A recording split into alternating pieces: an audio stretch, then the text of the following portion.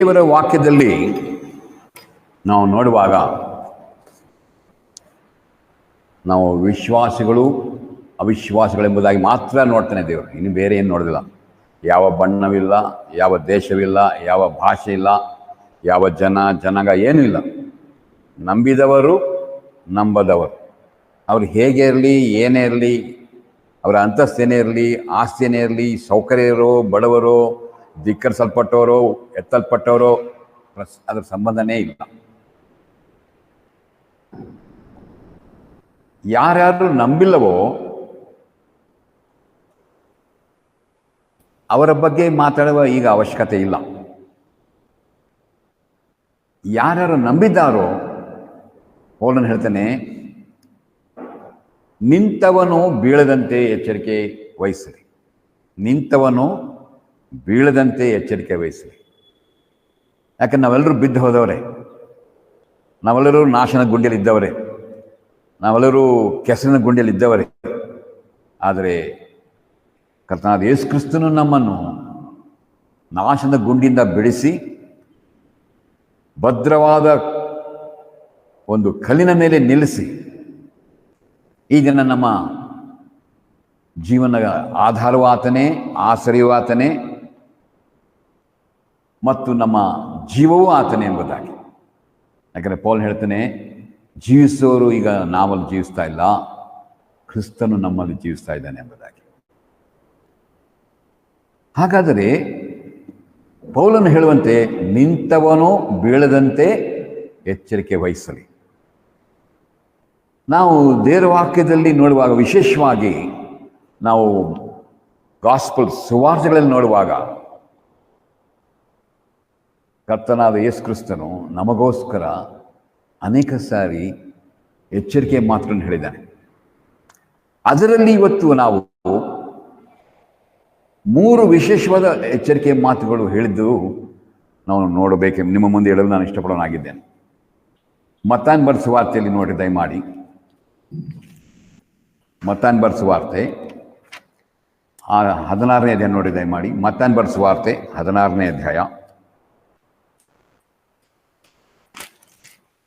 ಮತ್ತಾಯನ ಬರೆದ ಸುವಾರ್ತೆ 16ನೇ ಅಧ್ಯಾಯ 6ನೇ ವಚನ ನೋಡೋಣ. ಮತ್ತಾಯನ ಬರೆದ ಸುವಾರ್ತೆ 16ನೇ ಅಧ್ಯಾಯ 6ನೇ ವಚನ. ಶಿಷ್ಯರು ರೊಟ್ಟಿ ಬುತ್ತಿ ಕಟ್ಟಿಕೊಳ್ಳುವುದನ್ನು ಮರೆತು ಆಚೆದೊಳಕ್ಕೆ ಬಂದಾಗ ಯೇಸು ಅವರಿಗೆ, ಎಚ್ಚರಿಕೆ, ಫರಿಸಾಯರ ಮತ್ತು ಸದ್ದುಕಾಯರ ಹುಳಿ ಹಿಟ್ಟಿನ ವಿಷಯದಲ್ಲಿ ಜಾಗರೂಕರಾಗಿರ್ರಿ. ಒಂದು ಎಚ್ಚರಿಕೆ, ಎರಡನೇದು ಜಾಗರೂಕರಾಗಿರ್ರಿ. ಸಿಂಪಲ್ ಆಗಿ ಹೇಳ್ಬೇಕಂದ್ರೆ, ಪ್ರತಿದಿನ ನಾವು ರಸ್ತೆಯಲ್ಲಿ ಹೋಗ್ತಿರ್ತೀವಿ, ಬರ್ತಿರ್ತೇವೆ.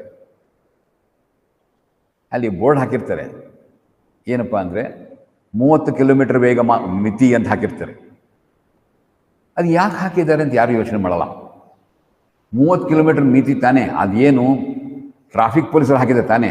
ನಾನು ಜಾಸ್ತಿ ಹೋಗ್ತೇನೆ, ಏನಾಗುತ್ತೆ ಅದು ನೀವು ಅನುಭವಿಸ್ತೀರಿ, ಏನಾಗುತ್ತೆ ಅಂತ ನೀವು ಅನುಭವಿಸ್ತೀರಿ. ಸಪೋಸ್ 30 ಇಲ್ಲ ನಾನು 10 ಕಿಲೋಮೀಟರ್ ಹೋಗ್ತೇನೆ, ಏನಾಗುತ್ತೆ ಅದಕ್ಕೂ ನೀವೇ ಅನುಭವಿಸ್ತೀರಿ. ಅದು ಯಾಕೆ ಹಾಕಿದ್ದಾರೆ ಅಂದರೆ, ಯಾರೋ 10 ಕಿಲೋಮೀಟರ್ ಸ್ಪೀಡಲ್ಲಿ ಹೋಗಿ ಆಕ್ಸಿಡೆಂಟ್ ಆಗಿ ಹಾಸ್ಪಿಟಲಲ್ಲಿ ಕಾಲು ಎತ್ಕೊಂಡು ಮಲಗಿದ್ದಾರೆ. ಅದು 10 ಕಿಲೋಮೀಟರ್ ಹೋಗಬಾರ್ದು. ಇನ್ನೊಬ್ಬರು 60 ಕಿಲೋಮೀಟರ್ ಸ್ಪೀಡಲ್ಲಿ ಹೋಗ್ತಿದ್ದಾರೆ, ಅವರು ಕೂಡ ಆಕ್ಸಿಡೆಂಟ್ ಆಗಿ ಅವರು ಹಾಸ್ಪಿಟಲ್ಗೆ ಹೋಗಿ ಒಂದು ಕಾಲಿಗೆ ಮುಟ್ಕೊಂಡು ಕಿತ್ಕೊಂಡಿದ್ದಾರೆ. ಅದಕ್ಕೆ ಅವ್ರು ಏನು ಮಾಡಿದ್ದಾರೆ, ಈ ರಸ್ತೆಯಲ್ಲಿ ನಿಮ್ಮ ವೇಗದ ಮಿತಿ ಎಷ್ಟಂದರೆ 30 ಕಿಲೋಮೀಟರ್ ಮಾತ್ರ, ಅದು ನಿಮ್ಮ ಒಳ್ಳೆಯದಕ್ಕೋಸ್ಕರ ಅಂತ. ನೀವು ನಿರ್ಲಕ್ಷ್ಯ ಮಾಡಿದ್ರೆ ಅದಕ್ಕೆ ಬೆಲೆ ಕೊಡ್ತೀರಿ, ನೀವು ಅಲಕ್ಷ್ಯ ಮಾಡಿದ್ರೂ ಬೆಲೆ ಕೊಡ್ತೀರಿ. ಹಾಗೆ ದೇವರ ವಾಕ್ಯ ಇದು ಬರೀ ಎಚ್ಚರಿಕೆ ಅಷ್ಟೇ ಅಲ್ಲ. ಸ್ವಾಮಿ ಹೇಳ್ತಾರೆ, ಶಿಷ್ಯರು ರೊಟ್ಟಿ ಬುತ್ತಿ ಕಟ್ಟಿಕೊಳ್ಳುವುದನ್ನು ಮರೆತು ಆಚೆದೊಳಕ್ಕೆ ಬಂದಾಗ ಯೇಸು ಅವರಿಗೆ, ಎಚ್ಚರಿಕೆ, ಎರಡನೇದು ಜಾಗರೂಕರಾಗಿರ್ರಿ. 2 ವಿಷಯ ಹೇಳ್ತಿದ್ದಾರೆ. ಮೊದಲನೇದು ಎಚ್ಚರಿಕೆ, ಎದ್ರ ಬಗ್ಗೆ? ಫರಿಸಾಯರ ಮತ್ತು ಸದ್ದುಕಾಯರ ಹುಳಿಯ ಹಿಟ್ಟಿನ ವಿಷಯದಲ್ಲಿ ಎಚ್ಚರಿಕೆಯಾಗಿರ್ರಿ. 1. ಎರಡನೇದು ಜಾಗರೂಕರಾಗಿರ್ರಿ. ಈ ಎಚ್ಚರಿಕೆ ಮತ್ತು ಜಾಗರೂಕ ಯಾಕಂದರೆ, ಎಚ್ಚರಿಕೆ ನೋಡಿದ್ದೀರಿ, ಅದಕ್ಕೆ ನೀವು ಒಳಗಾದರೆ ಸರಿ, ಇಲ್ದಿದ್ರೆ ಏನಾಗುತ್ತೆ? ಅವೇಕ್, ಅಲ್ಲಿ ಬರೆದಿದ್ದಾರೆ, ನೋಡಿದ್ದೀರಾ? ನೀವು ಅದನ್ನು ಕಾರ್ಯಗತ ಮಾಡಿರಿ. ಅದಕ್ಕೆ ಜಾಗರೂಕರಾಗಿ ಎರಡು ಮಾತು ಹೇಳ್ತಾರೆ. ಮತ್ತೆ ಮಾರ್ಕ್ ಬರೆದ ಅಧ್ಯಾಯದಲ್ಲಿ, ಮಾರ್ಕನ ಸುವಾರ್ತೆ 8ನೇ ಅಧ್ಯಾಯದಲ್ಲಿ ನೋಡುವಾಗ ಅಲ್ಲಿ ಇನ್ನೊಂದು ಎಚ್ಚರಿಕೆ ಇದೆ. ಮಾರ್ಕನ್ನು ಬರೆದ ಸುವಾರ್ತೆ 8ನೇ ಅಧ್ಯಾಯ ನೋಡ್ರಿ ದಯಮಾಡಿ. 8ನೇ ಅಧ್ಯಾಯ 15ನೇ ವಚನ ನಾನು ಓದೋನಾಗಿದ್ದೇನೆ. ಮಾರ್ಕನ್ನು ಬರೆದ ಸುವಾರ್ತೆ 8ನೇ ಅಧ್ಯಾಯ 14 ಮತ್ತು 15 ಓದೋನಾಗಿದ್ದೇನೆ. ಮಾರ್ಕನ್ನು ಬರೆದ ಸುವಾರ್ತೆ 8ನೇ ಅಧ್ಯಾಯ 14 ಮತ್ತು 15. ಆದರೆ ಶಿಷ್ಯರು ರೊಟ್ಟಿ ಬುತ್ತಿ ಕಟ್ಟಿಕೊಳ್ಳುವುದನ್ನು ಮರೆತರು. ದೋಣಿಯಲ್ಲಿ ಅವರಿಗೆ ಒಂದು ರೊಟ್ಟಿ ಮಾತ್ರ ಇತ್ತು, ಬೇರೆ ಇರಲಿಲ್ಲ. ಯೇಸುವರಿಗೆ ಎಚ್ಚರಿಕೆ, ಫರಿಸಾಯರ ಮತ್ತು ಹೆರೋದನ ಹುಳಿ ಹಿಟ್ಟಿನ ವಿಷಯದಲ್ಲಿ ನೋಡಿಕೊಳ್ಳಿರಿ ಎಂದು ಖಂಡಿತವಾಗಿ ಹೇಳಿದರು. ಇಲ್ಲಿ ನೋಡುವಾಗ ಯೇಸುವರಿಗೆ ಎಚ್ಚರಿಕೆ ಯಾರ ಬಗ್ಗೆ? ಫರಿಸಾಯರ ಮತ್ತು ಹೆರೋದನ ಹುಳಿಯ ಹಿಟ್ಟಿನ ವಿಷಯದಲ್ಲಿ ಎಚ್ಚರಿಕೆ ಅಂತ ಹೇಳ್ತಿದ್ದಾನೆ.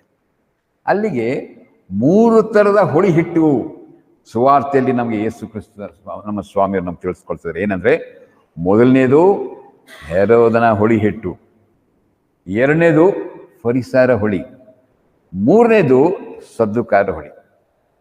ಏನಿದು ಫರಿಸಾಯರು, ಹೆರೋದನ ಹುಳಿ, ಫರಿಸಾಯರ ಹುಳಿ, ಸದ್ದುಕಾಯರ ಹುಳಿ ಎಂಬುದಾಗಿ ಹೇಳ್ತಿದೆಯಲ್ಲ ಎಂಬುದನ್ನು ನೋಡುವಾಗ ಸ್ವಲ್ಪ ನಾವು ಗಮನಕ್ಕೆ ತರುವ ವಿಷಯ ಏನೆಂದರೆ, ಹೆರೋದನು ಮಹಾರಾಜನಾಗಿದ್ದರು. ಅನೇಕ ಜನರು ಈ ಲೋಕದಲ್ಲಿ ಲೌಕಿಕವಾಗಿ ಇದ್ದುಕೊಂಡು, ಲೌಕಿಕ ವಿಶ್ವಾಸಿಗಳೇ ಆಗಿದ್ದುಕೊಂಡು ಹೆರೋದನ್ನು ನೋಡುವಾಗ ಹೆರೋದನ ಹುಳಿ ಯಾಕೆ ಹೇಳ್ತೇನೆ ಅಂತ ಹೇಳುವಾಗ, ಆತನೇನು ನಂಬಿದ್ದಿಲ್ಲ.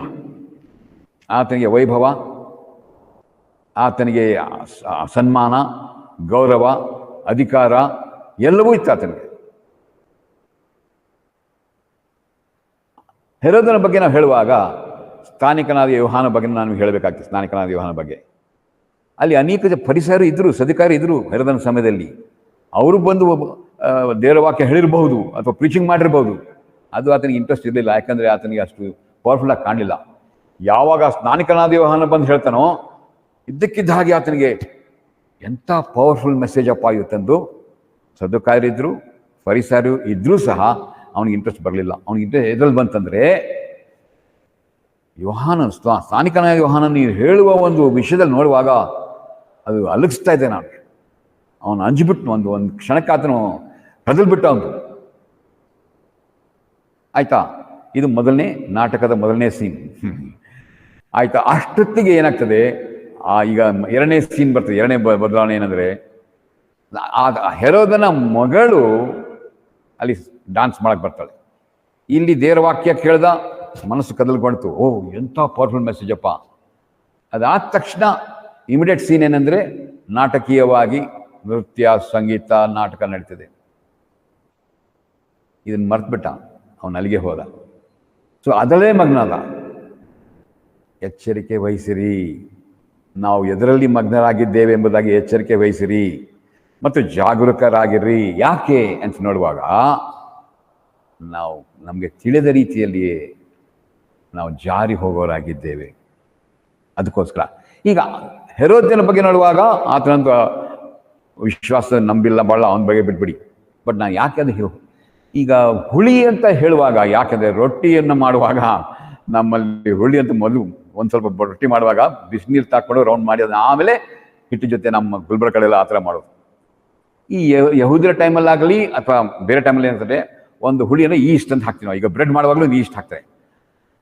ಈಸ್ಟ್ ಅಂದರೆ ಇಷ್ಟಿಷ್ಟು ಹಾಕೋ ಅವಶ್ಯಕತೆ ಇಲ್ಲ. ನೀವು ಇಷ್ಟೇ ಹಾಕಿದ್ರೂ ಸಾಕು, ಇಡೀ ಹಿಟ್ಟನ್ನೆಲ್ಲ ಕಣವನ್ನೆಲ್ಲ ಹುಳಿ ಮಾಡಿಬಿಡುತ್ತೆ ಅಂತ ಹೇಳಿ. ಯಾಕೆ ಯೇಸು ಕ್ರಿಸ್ತನ ಸ್ವಾಮಿ ನಮ್ಗೆ ಹೇಳ್ತಾರಂದ್ರೆ, ಒಂದು ಚಿಕ್ಕ ಹುಳಿ ನಿಮ್ಮ ಜೀವನವನ್ನೇ ಸಂಪೂರ್ಣವಾಗಿ ನಾಶನಕ್ಕೆ ಒಡ್ತದೆ ಎಂಬುದಾಗಿ. ಆ ಹುಳಿ ಬಗ್ಗೆ ಎಚ್ಚರಿಕೆ ವಹಿಸಿರಿ. ಹೆರೋದ್ಯನ ಹುಳಿ, ಈಗ ಅದಕ್ಕೆ ನಿಮಗೊಂದು ವಿಷಯ ತಿಳಿಸ್ಕೊಟ್ಟೆ. ಈಗ ಹೆರೋದ್ಯನ ಬಗ್ಗೆ ನಾವು ಚಿಂತೆ ಮಾಡಬೇಕಾದ್ರೆ, ಅವರು ಲೌಕಿಕ ಮನುಷ್ಯನು, ಲೌಕಿಕವಾಗಿದ್ದರು, ಹೋಗಿರೋ ಬಿಟ್ಬಿಡಿ. ಹೆರೋದ್ಯನ ಹುಳಿದು ಒಂದಾಯಿತು. ಈಗ ನಾವು 2ನೇದು ನೋಡುವಾಗ ಸದ್ದುಕಾಯರ ಹುಳಿ ಮತ್ತು ಫರಿಸಾಯರ ಹುಳಿ ಎಂಬುದಾಗಿ ಹೇಳ್ತಿದ್ದಾರೆ. ಈ ಸದ್ದುಕಾಯರ ಹುಳಿ ಅಂತ ಹೇಳುವ ಮುಂಚೆ, ಸದ್ದುಕಾಯರು ಯಾರು? ಅವರು ಯಹೂದ್ಯರೇ, ಅವರು ವೇದ ಪರಾಂಗತರೇ. ಅವರು ಕೂಡ ಬಟ್ ಏನಪ್ಪ ಅಂದರೆ ಪಾಷಾಂಡ ಬೋಧಕರು, ಅವರ ಬೋಧನೆ ಸರಿ ಇಲ್ಲ. ಯಾಕಂದರೆ ಅವರು ಮಹತ್ಕಾರ್ಯವನ್ನು ನಂಬುವುದಿಲ್ಲ. ಅವರು ಏಂಜಲ್ಸ್ ಅಂತ ನೋಡುವಾಗ ದೇವದೂತರ ಬಗ್ಗೆ ನಂಬೋದಿಲ್ಲ. ಅಷ್ಟೇ ಅಲ್ಲ, ಪುನರುತ್ಥಾನದ ಬಗ್ಗೆಯೂ ನಂಬೋದಿಲ್ಲ, ಮತ್ತು ಕ್ರಿಸ್ತನ ಎರಡನೇ ಬರುವಿಕೆ ಬಗ್ಗೆಯೂ ಸಹ ನಂಬೋದಿಲ್ಲ. ಅವರು ನಂಬಿಕೆ ದೇವರ ವಾಕ್ಯ ನಂಬ್ತಾರೆ. ಅದಕ್ಕೆ ಯಾವಾಗ ಯೇಸು ಕ್ರಿಸ್ತನು ಪುನರುತ್ಥಾನ ಬಗ್ಗೆ ಹೇಳುವಾಗ ನೋಡುವಾಗ ಅಲ್ಲಿ ಭಿನ್ನಾಭಿಪ್ರಾಯ ಬಂದ್ಬಿಡ್ತು. ಫರಿಸಾಯರು ಮತ್ತು ಸದ್ದುಕಾಯರು ಭಿನ್ನಾಭಿಪ್ರಾಯ ಮಾಡಿ ಸದ್ದುಕಾಯರು ಹೋಗ್ಬಿಟ್ರೆ ನೋಡ್ತೀವಿ. ಯಾಕಂದರೆ ಆ ಪರ್ಟಿಕ್ಯುಲರ್ ಥಾಟ್ ಇರೋರು ನಂಬಲಿಲ್ಲ ಅವರು. ಅದು ಸದ್ದುಕಾಯರ ಹುಳಿ. ಆ ಹುಳಿಯಿಂದಲೂ ನಮ್ಮನ್ನು ನಾಶನವಾಗುತ್ತೆ ಎಂಬುದಾಗಿ. ಈ ಸದ್ದುಕಾಯರ ಬಗ್ಗೆ ನೋಡುವಾಗ ಬಹಿರಂಗವಾಗಿ ನಮ್ಗೆ ಗೊತ್ತು ಇವರು ಇಂಥ ವಿಷಯದಲ್ಲಿ ನಂಬೋದಿಲ್ಲ ಎಂಬುದಾಗಿ. ಏನು, ಅವರು ಏಂಜಲ್ಸ್ ಎಂಬುದನ್ನು ನೋಡುವಾಗ ದೇವದೂತರ ಬಗ್ಗೆಯೂ ನಂಬೋದಿಲ್ಲ, ಅವರು ಪುನರುತ್ಥಾನ ಬಗ್ಗೆಯೂ ನಂಬೋದಿಲ್ಲ, ಮಹತ್ಕಾರಗಳನ್ನು ನಂಬೋದಿಲ್ಲ. ಇದು ಬಹಿರಂಗವಾಗಿ ಗೊತ್ತು ಕಾಣುವಂಥದ್ದು ವಿಷಯ. ಈಗ ಮೂರನೇ ಹುಳಿ ಬಗ್ಗೆ ನೋಡುವಾಗ ಫರಿಸಾಯರ ಹುಳಿ ಎಂಬುದಾಗಿ ನೋಡ್ತೀವಿ. ಈ ಫರಿಸಾಯರು ಯಾರಂದರೆ ಇವರು ಧರ್ಮಶಾಸ್ತ್ರದ ಪರಿಣಿತರು. ಸದ್ದುಕಾಯರು ಏನು ನಂಬಲಿಲ್ವೋ ಇವರೆಲ್ಲ ಅದನ್ನು ನಂಬ್ತಾರೆ. ಆದರೆ ಇಲ್ಲಿ ಒಂದು ವಿಷಯ ಫರಿಸಾಯರಲ್ಲಿ ಅಂತಂದರೆ, ಅವರು ಏನೇ ಇದ್ರೂ ಬಹಿರಂಗವಾದ ಆಚಾರ ವಿಚಾರ, ಎರಡನೇದು ಪ್ರಾರ್ಥನೆ, ಮೂರನೇದು ದಕ್ಷಿಣ. ನಮ್ಮ ಭಾಷೆಯಲ್ಲಿ ದಕ್ಷಿಣ, ಪ್ರಾರ್ಥನೆ, ದಕ್ಷಿಣ, ಬೋಧನೆ, ಇವು ಮೂರೇ ಅವರಿಗೆ. ಜೀವನ ಹೇಗೆ ಇರಲಿ ಪರವಾಗಿಲ್ಲ, ತಮ್ಮ ಜೀವನ ಹೇಗೆ ಇರಲಿ ಪರವಾಗಿಲ್ಲ, ಇವು ಮೂರು ಮಾತ್ರ ಬಹಿರಂಗವಾಗಿ ಎಲ್ಲರಿಗೂ ಕಾಣ್ತಾ ಇತ್ತು. ಅದಕ್ಕೋಸ್ಕರ ನಮ್ಮ ಕರ್ತಾವಾದ ಯೇಸು ಕ್ರಿಸ್ತನು ಹೇಳ್ತಾರೆ, ಫರಿಸಾಯರ ಹುಳಿ ಬಗ್ಗೆ ಬಹಳವಾಗಿ ಯೋಚನೆ ಮಾಡಿ. ಯಾಕಂದರೆ ಫರಿಸಾಯರು ಈಗ ನಾವು ನೋಡುವಾಗ ಅನೇಕ ಸಾರಿ ನಮ್ಮ ಕರ್ತಾವಾದ ಯೇಸು ಕ್ರಿಸ್ತನ ಶಿಷ್ಯರು ರಸ್ತೆಯಲ್ಲಿ ಹೋಗುವಾಗ ಹೊಲದಲ್ಲಿ ಕೆಲವು ಗೋಧಿಯ ತೆನೆಗಳನ್ನು ತಿಂತಾಯಿದ್ರು. ನಿಮ್ಮ ಶಿಷ್ಯರು ಯಾಕೆ ಈ ಥರ ಮಾಡ್ತಾರೆ? ಅದು ಯಾರ್ದೋ ಹೊಲ, ಯಾಕೆ ತಿಂತಾರೆ? ಮತ್ತು ಏನದು ಸಬ್ಬತ್ ದಿನ ಯಾಕೆ ಇದು ಕೆಲಸ ಮಾಡ್ತಾರೆ? ಇವೆಲ್ಲ ಧರ್ಮಶಾಸ್ತ್ರ ಪರಿಣಿತರು ನಿಜ. ಈ ಧರ್ಮಶಾಸ್ತ್ರಕ್ಕೆ ಆಧಾರ ಯಾರು ಎಂಬುದಾಗಿ ಮರೆತುಬಿಟ್ರು. ಇಡೀ ದೇವರ ವಾಕ್ಯನ ಕೊಡಲ್ಪಟ್ಟಿದೆಯಲ್ಲ, ಇದು ಕೊಡಲ್ಪಟ್ಟ ಉದ್ದೇಶ ಏನು ಅದು ನೋಡುವಾಗ ಇದು ಬರೀ ಪಿಕ್ಚರು. ಈಗ ಕಲ್ಲೇಶ್ವರ ಬಗ್ಗೆ ನಾವು ಕೇಳಿದೆ ಅಂತ ತಿಳ್ಕೊಳ್ಳಿ, ಇವತ್ತು ಅವ್ರು ಬಂದಿಲ್ಲ ಅಂತ ತಿಳ್ಕೊಳ್ಳಿ. ಕಲ್ಲೇಶ್ವರು ಅಯ್ಯೋ ಯಾಕೆ ಬಂದಿಲ್ಲ, ಇನ್ನೊಬ್ರು ಯಾರನ್ನು ಬಂದರೆ ಇವ್ರ ಕಲ್ಲೇಶನ್ ನಾವು ಹೇಳಲ್ಲ. ಯಾಕೆ ನಮ್ಗೆ ಗೊತ್ತು ನಿರ್ದಿಷ್ಟವಾಗಿ ಕಲ್ಲೇಶ್ ಯಾರು ಎಂಬುದಾಗಿ. ಕಲ್ಲೇಶ್ವರ ಬರೋವರೆಗೂ ಯಾಕೆ ಬಂದಿಲ್ಲ ಅಂತ ಕೇಳ್ತೇವೆ. ಬಂದ ಮೇಲೆ ನಾವು ಯಾಕೆ ಬಂದು ಯೋಚನೆ ಮಾಡಿಲ್ಲ, ಬಂದುಬಿಟ್ಟಿದಾರಲ್ಲ, ವಿ ಆರ್ ಹ್ಯಾಪಿ. ಅದೇ ಥರ ದೇವ್ರ ವಾಕ್ಯ ಕ್ರಿಸ್ತನ ಒಂದು ಛಾಯೆ ಆಗಿದೆ. ಕ್ರಿಸ್ತನೇ ಬಂದಾಗ ಫೋಟೋ ಇಟ್ಕೊಂಡು ಏನು ಮಾಡೋದು? ನಮ್ಮ ಜಯರಾಮ್ ಅವ್ರು ಕೇಳ್ತೇವೆ, ಬ್ರದರ್ ಜಯರಾಮ್ ಅವ್ರು ಬಂದಿಲ್ಲಲ್ಲ ನೋಡ್ತಾ ಇರ್ತೀವಿ. ಏನು ಮುಂದೆ ನಿಂತರು ಯಾರ್ರೀ? ಅಯ್ಯೋ ದೇವ್ರ ಅವರೇನ ಜಯರಾಮು? ಈ ಥರ ಅನೇಕ ಜನರ ವಿಶ್ವಾಸ ಜೀವನದಲ್ಲಿ ಕ್ರಿಸ್ತನ ಬಗ್ಗೆ ಓದ್ತಿದ್ವಿ, ನಂಬಿದ್ದೇವೆ, ಎಲ್ಲ ಮಾಡಿದ್ದೇವೆ, ಆದರೆ ಕ್ರಿಸ್ತನನ್ನೇ ನೋಡ್ತಾ ಇಲ್ಲ. ಆತನ ಬಂದಿದ್ದಾನೆ ಆಗ್ಲೇ. ಈಗ ನಾವಾದರೂ ಆತನ ಕಾಣಲಿಲ್ಲ. ಅವರು ಆತನು ನರಾವತಾರ ಈ ಲೋಕಕ್ಕೆ ಬಂದು ನಮ್ಮ ಮಧ್ಯೆ ವಾಸಿಸಿದನೆಂಬುದಾಗಿ ಹೇಳುವಾಗ, ಅವರೊಟ್ಟಿಗೆ ವಾಸ ಮಾಡಿದಾಗ ಅವ್ರು ಇನ್ನೂ ಫೋಟೋ ನೋಡ್ತಿದ್ದಾರೆ. ಯಾವುದು? ಧರ್ಮಶಾಸ್ತ್ರ ಏನು ಹೇಳ್ತದೆ, ಸಬ್ಬತ್ ಏನು ಹೇಳ್ತದೆ, ಇವು ಕಟ್ಟಳೆ ನಿಟ್ಟಳೆ ಇವುಗಳಲ್ಲೇ ಅವರು ಮಗ್ನರಾಗಿದ್ದಾರೆ. ಅದಕ್ಕೆ ಆಧಾರ ಸ್ತಂಭ ಯಾರು, ಅದಕ್ಕೆ ಬುನಾದಿ ಯಾರು, ಯಾರ್ದು ಪಿಕ್ಚರ್ ನೋಡುವಾಗ ಕ್ರಿಸ್ತನೇ. ಹಾಗಾಗಿ ಈ ಫರಿಸಾಯರು ನಮ್ಮ ವಿಶ್ವಾಸ ಜೀವನದಲ್ಲಿ ಬಹಳ ಒಂದು ವಿಚಿತ್ರವಾದ ರೀತಿಯಲ್ಲಿ ನಮ್ಮ ಜೀವನದಲ್ಲಿ ಒಳಗೋಗ್ಬಿಡ್ತಾರೆ. ಸದ್ದುಕಾಯರ ಬಗ್ಗೆ ಗೊತ್ತು, ಹೆರೋದ್ಯರ ಬಗ್ಗೆ ಗೊತ್ತು, ಆದರೆ ಫರಿಸಾಯರ ಬಗ್ಗೆ ಎಚ್ಚರಿಕೆ ಕೊಡ್ತಿದ್ದಾರೆ. ಯಾಕಂದರೆ ಫರಿಸಾಯರು ಒಂದು ರೀತಿಯಿಂದ ವಿಶ್ವಾಸಿಗಳೇ. ಅದಕ್ಕೆ ಕರ್ತನಾದ ಯೇಸು ಕ್ರಿಸ್ತನು ಹೇಳ್ತಾರೆ, ನೀವು ಹೇಗಿದ್ದೀರಂದರೆ ಸತ್ತ ಹೆಣದ ಏನಾದರೂ ನಮ್ಮ ಸೆಮೆಟ್ರಿ ಇದೆಯಲ್ಲ, ಮೇಲ್ಗಡೆ ಮಾತ್ರ ಬೊಂಬಾಟಾಗಿ ಸೊಣ್ಣ ಬಣ್ಣ ಎಲ್ಲ ಹಾಕಿದ್ದೀರಿ, ಒಳಗಡೆ ಯಾರೂ ನೋಡಕ್ಕೆ ಸಾಧ್ಯ ಇಲ್ಲ. ಒಬ್ಬ ವಿಶ್ವಾಸ ಜೀವನದಲ್ಲಿ ಕೂಡ ಹಾಗೆ ಆಗಬಹುದು. ಎಚ್ಚರಿಕೆ. ಜಾಗರೂಕರಾಗದಿದ್ದರೆ ಯಾವುದನ್ನು ನಾವು ನಂಬಿದ್ದೇವೋ ಅದಕ್ಕೆ ನಾವು ಒಳಗಡೆ ಆಗದಿದ್ದರೆ ನಾವು ಸಹ ಸತ್ತ ಹೆಣಗಳ ಗೋರಿಯಂತೆ ಆಗುತ್ತೇವೆ. ಎಚ್ಚರಿಕೆ. ಇನ್ನೂ ಆಗಿಲ್ಲ ಎಚ್ಚರಿಕೆ ಎಂಬುದಾಗಿ. ಹಾಗಾಗಿ ಇವತ್ತು ನಾನು ಯಾಕೆ ನಿಮಗೆ ಇಷ್ಟು ಬಗ್ಗೆ ಹೇಳಿದಂದರೆ, ಈ ಫರಿಸಾಯರ ಗುಣಲಕ್ಷಣಗಳು. ಹೋದ ಸಾರಿ ನನಗೆ ಸಂದರ್ಭ ಸಿಕ್ಕಾಗ 12 ಅಂಕೆಯ ವಿಶೇಷತೆಗಳ ಬಗ್ಗೆ ಹೇಳಿದೆ. ಇವತ್ತು ನಾವು ಏನು ನೋಡಿಕೊಳ್ಳುವ ಅಂದರೆ ಈ ಫರಿಸಾಯರ 12 ಗುಣಲಕ್ಷಣಗಳು. ಯಾಕಂದರೆ ನಂಬದಂಥ ವಿಶ್ವಾಸಿ ಮಕ್ಕಳಿಗೆ ಇದ್ರ ಬಗ್ಗೆ ನಾವು ತಿಳ್ಕೊಳ್ದೇ ಇದ್ರೆ ನಾವು ಅದರಲ್ಲಿ ಹೋಗಿ ಸೇರಿಕೊಂಡು ಫುಲ್ ಬ್ಯಾಪ್ಟೈಸ್ ಆಗಿಬಿಡ್ತೇವೆ, ನಮ್ಗೆ ಗೊತ್ತಿರೋದಿಲ್ಲ. ಆಮೇಲೆ ಗೊತ್ತಾಗುತ್ತೆ, ಅಯ್ಯೋ ದೇವರೇ, ಯಾಕಂದರೆ ಹಿಟ್ಟು ಎಲ್ಲ ಹುಳಿಯಾಗಿಬಿಟ್ಟಿದ ಮೇಲೆ ಏನು ಮಾಡ್ಲಿಕ್ಕಾಗೋದಿಲ್ಲ. ಆ ಹುಳಿ ಬಗ್ಗೆ ಎಚ್ಚರಿಕೆ ಆಗಿರ್ರಿ ಎಂಬುದಾಗಿ. ಆ ಹುಳಿ ಬಗ್ಗೆ ಎಚ್ಚರಿಕೆ ನೋಡುವಾಗ ಏನಂದರೆ ಫರಿಸಾಯರ ಅಥವಾ ಫರಿಸಾಯತ್ವದ 12 ಲಕ್ಷಣಗಳು. ಇವತ್ತು ನಾವು ವಿಷಯ ನೋಡೋಣ.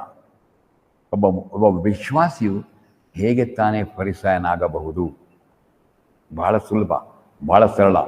ಇವು ನಾವು ನೋಡ್ಕೊಳ್ದೇ ಇದ್ರೆ ದೇವರ ವಾಕ್ಯದಲ್ಲಿ ನಾವು ಸಹ ನಂಬಿಯೂ ಬಿದ್ದು ಹೋಗುವಂಥ ಸ್ಥಿತಿಯಲ್ಲಿರ್ತೇವೆ. ಹಾಗಾಗಿ ಇವತ್ತು ನಿಮ್ಮ ಮುಂದೆ ನಾನು 12 ಫರಿಸಾಯರ ಲಕ್ಷಣಗಳು ಅದನ್ನು ನೋಡ್ತಾ ನೀವು ಹೇಳ್ತೀರಿ, ನಿನ್ನೆ ನೀರಲ್ಲಿ ಬರ್ತಿರುವಾಗ ನೆನೆಸ್ಕೊಂಡೆ, ಇವತ್ತು ಯಾಕೋ ಸ್ವಲ್ಪ ಶೀತ ಬರ್ತಾ ಇದೆ, ಕೆಮ್ಮು ಬರ್ತಾ ಇದೆ ಅಂತ ಹೇಳುವಾಗ ನಮ್ಮ ರತ್ನಮ್ಮರು ಹೇಳ್ತಾರೆ, ಓ ಇನ್ಫೆಕ್ಷನ್ ಸ್ಟಾರ್ಟ್ ಆಗಿದೆ ಅಂತ ಹೇಳ್ತಾರೆ ನಿಮಗೆ.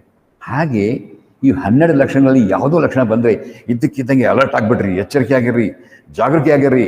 ಅದಕ್ಕೆ ನೀನು ಒಳಗಾಗಿಲ್ಲ, ರಸ್ತೆಯಲ್ಲಿ ಬರ್ತಾ ಇದ್ರೆ ಏನೋ ಒಂದು ಹೊಲಸು ತಪ್ಪನು ಹಾಕೊಂಡು ಬಂದಿದ್ದೀರಿ, ಗೊತ್ತಾಗ್ಬಿಡ್ತು. ಅದ್ರ ಬಗ್ಗೆ ತಲೆ ಕೆಡಿಸ್ಕೋಬೇಡಿ. ಯಾಕಂದರೆ ರಸ್ತೆ ಇಡಿಯೆಲ್ಲ ಹೊಲಸು, ಈ ಲೋಕದಲ್ಲಿ ಹೊಲಸು. ಒಂದು ವಿಷಯ ನಿಮ್ಗೆ ಹೇಳ್ತೀನಿ, ಸೈತಾನನೂ ಮನುಷ್ಯನನ್ನು ಉಪಯೋಗಿಸಬೇಕೆಂಬುದಾಗಿ, ದೇವರು ಮನುಷ್ಯನನ್ನು ಉಪಯೋಗಿಸಬೇಕೆಂಬುದಾಗಿ. ನೀವು ಯಾರಿಗೆ ಒಳಗಾಗ್ತೀರೋ ಅವರು ನಿಮ್ಮನ್ನು ಉಪಯೋಗಿಸ್ತಾರೆ. ಸೈತಾನ ಈ ಲೋಕದಲ್ಲಿ ಏನು ಕೆಲಸ ಮಾಡ್ಲಿಕ್ಕೆ ಸಾಧ್ಯ ಇಲ್ಲ.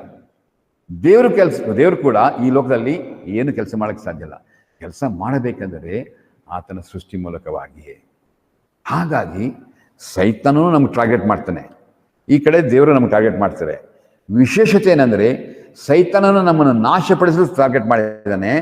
ದೇವರು ನಮ್ಮನ್ನು ಪ್ರೀತಿಸಿ, ನಮ್ಮನ್ನು ರಕ್ಷಿಸಿ, ನಮ್ಮನ್ನು ಬಿಡಿಸಿ ಆತನೊಂದಿಗೆ ಇರಬೇಕೆಂಬುದಾಗಿ ಆತನು ನಮ್ಮನ್ನು ಮಾಡಿದ್ದಾನೆ. ಹಾಗಾಗಿ ಪ್ರಿಯರೇ, ನಾವು ಯಾವುದಕ್ಕೆ ಒಳಗಾಗ್ತೇವೋ ಅವರಿಂದ ಉಪಯೋಗಿಸಲ್ಪಡ್ತೇವೆ. ಹಾಗಾಗಿ ಎಚ್ಚರಿಕೆ, ಇವುಗಳಿಂದ ನಮಗೆ ನಾಶದ ಮಾರ್ಗ ಖಚಿತ. ಹಾಗಾಗಿ ಇದು ನಮಗೆ ಕೆಲವು 12 ವಿಷಯಗಳು ನಿಮ್ಮದು ಹೇಳ್ತದೆ. ಮೊದಲನೇದಾಗಿ ನೋಡುವಾಗ ಮತ್ತಾಯನ ಬರೆದ ಸುವಾರ್ತೆ 3ನೇ ನೋಡಿ, ದಯಮಾಡಿ ಮತ್ತಾಯನ ಬರೆದ ಸುವಾರ್ತೆ 3ನೇ ಅಧ್ಯಾಯ 9ನೇ ವಚನ ನೋಡ್ರಿ, ದಯವಿಟ್ಟು ಯಾರು ಸಿಕ್ಕರೆ ಓದ್ರಿ. ಮತ್ತಾಯನ ಬರೆದ ಸುವಾರ್ತೆ 3ನೇ ಅಧ್ಯಾಯ 9ನೇ ವಚನ. ಹಾ,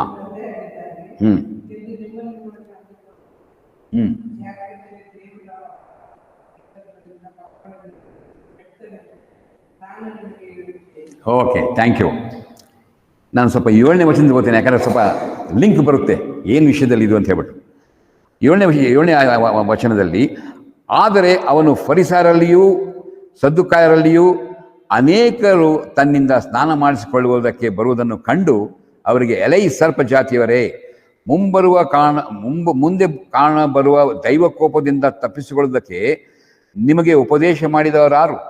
ಹಾಗಾದರೆ ನಿಮ್ಮ ಮನಸ್ಸು ದೇವರ ಕಡೆಗೆ ತಿರುಗಿತೆಂಬುದನ್ನು ತಕ್ಕ ಫಲದಿಂದ ತೋರಿರಿ. ಅಬ್ರಹಾಮನು ನಮಗೆ ಮೂಲಪುರುಷನಲ್ಲವೇ ಎಂಬುವ ಆಲೋಚನೆಯನ್ನು ಬಿಟ್ಟು ಬಿಡಿರಿ. ಯಾಕೆ ನೋಡುವಾಗ, ನಾನಿಕನಾದ ಯೋಹಾನನು ಸುವಾರ್ತೆಯನ್ನು ಸಾರ್ತಿರುವಾಗ, ಅವನಿಗೆ ಕೊಟ್ಟಂಥ ಸಂದೇಶವನ್ನು ಸಾರ್ತಿರುವಾಗ ಸದ್ದುಕಾಯರು ಫರಿಸಾಯರು ಸಹ ಬಂದ್ರಂತ. ಏನು, ನಾವು ಸಹ ದೀಕ್ಷಾಸ್ನಾನ ಅಂತ ಹೇಳ್ಕೊಳ್ತೇವೆ. ಅಂದರೆ ಆ ದೀಕ್ಷಾಸ್ನಾನದ ಅರ್ಥ ಏನಂದರೆ, ಆವಾಗ ನಿನ್ನ ಮಾತಿಗೆ ಒಳಗಾಗುತ್ತೇವೆ, ನಿನ್ನ ಮಾತಿಗೆ ಉದಯರಾಗ್ತೇವೆ ಎಂಬುದಾಗಿ. ಅದಕ್ಕೆ ಬಟ್ ಸದ್ದುಕಾಯರು ಮತ್ತು ಫರಿಸಾಯರದಲ್ಲೇ ಹೇಗೆಂದರೆ ಅವ್ರದ್ದು ಯಾವಾಗಲೂ ನಮ್ಮ ಪಿತೃ ಅಬ್ರಹಾಮನು ನಮ್ಗೆ ಅದು ಬಿಟ್ಟು ಯಾರೂ ಬೇಕಾಗಿಲ್ಲಪ್ಪ. ಇನ್ನೊಂದು ಕಡೆ ಹೋಗುವಾಗ ನಮ್ಮ ಕರ್ತನು, ನೀವಾದರೂ ನನ್ನನ್ನು ಕೊಲ್ಲಲು ಇಷ್ಟಪಡ್ತೀರಿ, ಯಾಕೆ? ನಿಮ್ಮ ತಂದೆ ಸೈತಾನ. ನಾವು ಹಾದರಕ್ಕೆ ಹುಟ್ಟಿದವರಲ್ಲ, ನಾವು ಅಬ್ರಹಾಮನ ಸಂತಾನದವರು ಅಂತ ಹೇಳ್ತೇನೆ. ಅದಕ್ಕೆ ಸ್ವಾಮಿ ಹೇಳ್ತಾರೆ, ನೀವು ಅಬ್ರಹಾಮನ ಸಂತಾನದವರೇ ಆಗಿದ್ರೆ ನೀವು ನನ್ನ ಪ್ರೀತಿ ಮಾಡ್ತಿದ್ರಿ. ಯಾಕಂದರೆ ಅಬ್ರಹಾಮನಿಗಿಂತ ಮುಂಚೆ ನಾನಿದ್ದೇನೆ ಎಂಬುದಾಗಿ ಹೇಳಿದಾಗ, ಈತನೇನಪ್ಪ 30 ವರ್ಷ ಆಗಿದೆ, ನಮ್ಮ ಆತ ಪಿತೃ ಬಗ್ಗೆ ದೂಷಣೆ ಮಾಡ್ತಾನೆ ಎಂಬುದಾಗಿ ಮಾತಿದ್ರೆ ಸಾಕು, ನಮ್ಮದು ವಂಶ ಪರಂಪರೆಗೆ ಆಧಾರ ಯಾವುದು? ಮರ್ತು ಬಿಟ್ರಲ್ಲಪ್ಪ. ನಮ್ಮ ವಂಶ ಪರಂಪರೆಗೆ ಆಧಾರ ಯಾವುದು ಮರ್ತು ಬಿಟ್ರು. ಮಾತೆದ್ದ ತಕ್ಷಣ ಅವರು ನಮಗೆ ಪಾಸ್ಟು, ಇವರು ನಮಗೆ ಪಾಸ್ಟ್. ಸರಿ, ಪಾಸ್ಟ್ ಬಗ್ಗೆ ನಮ್ಗೆ ಸಂಶಯ ಇಲ್ಲ. ನಿಮಗೆ ಪಾಸ್ಟು ಗೊತ್ತು, ಆ ಪಾಸ್ಟ್ ನಿಮ್ಗೆ ಗೊತ್ತಾ? ಗೊತ್ತಿಲ್ಲ.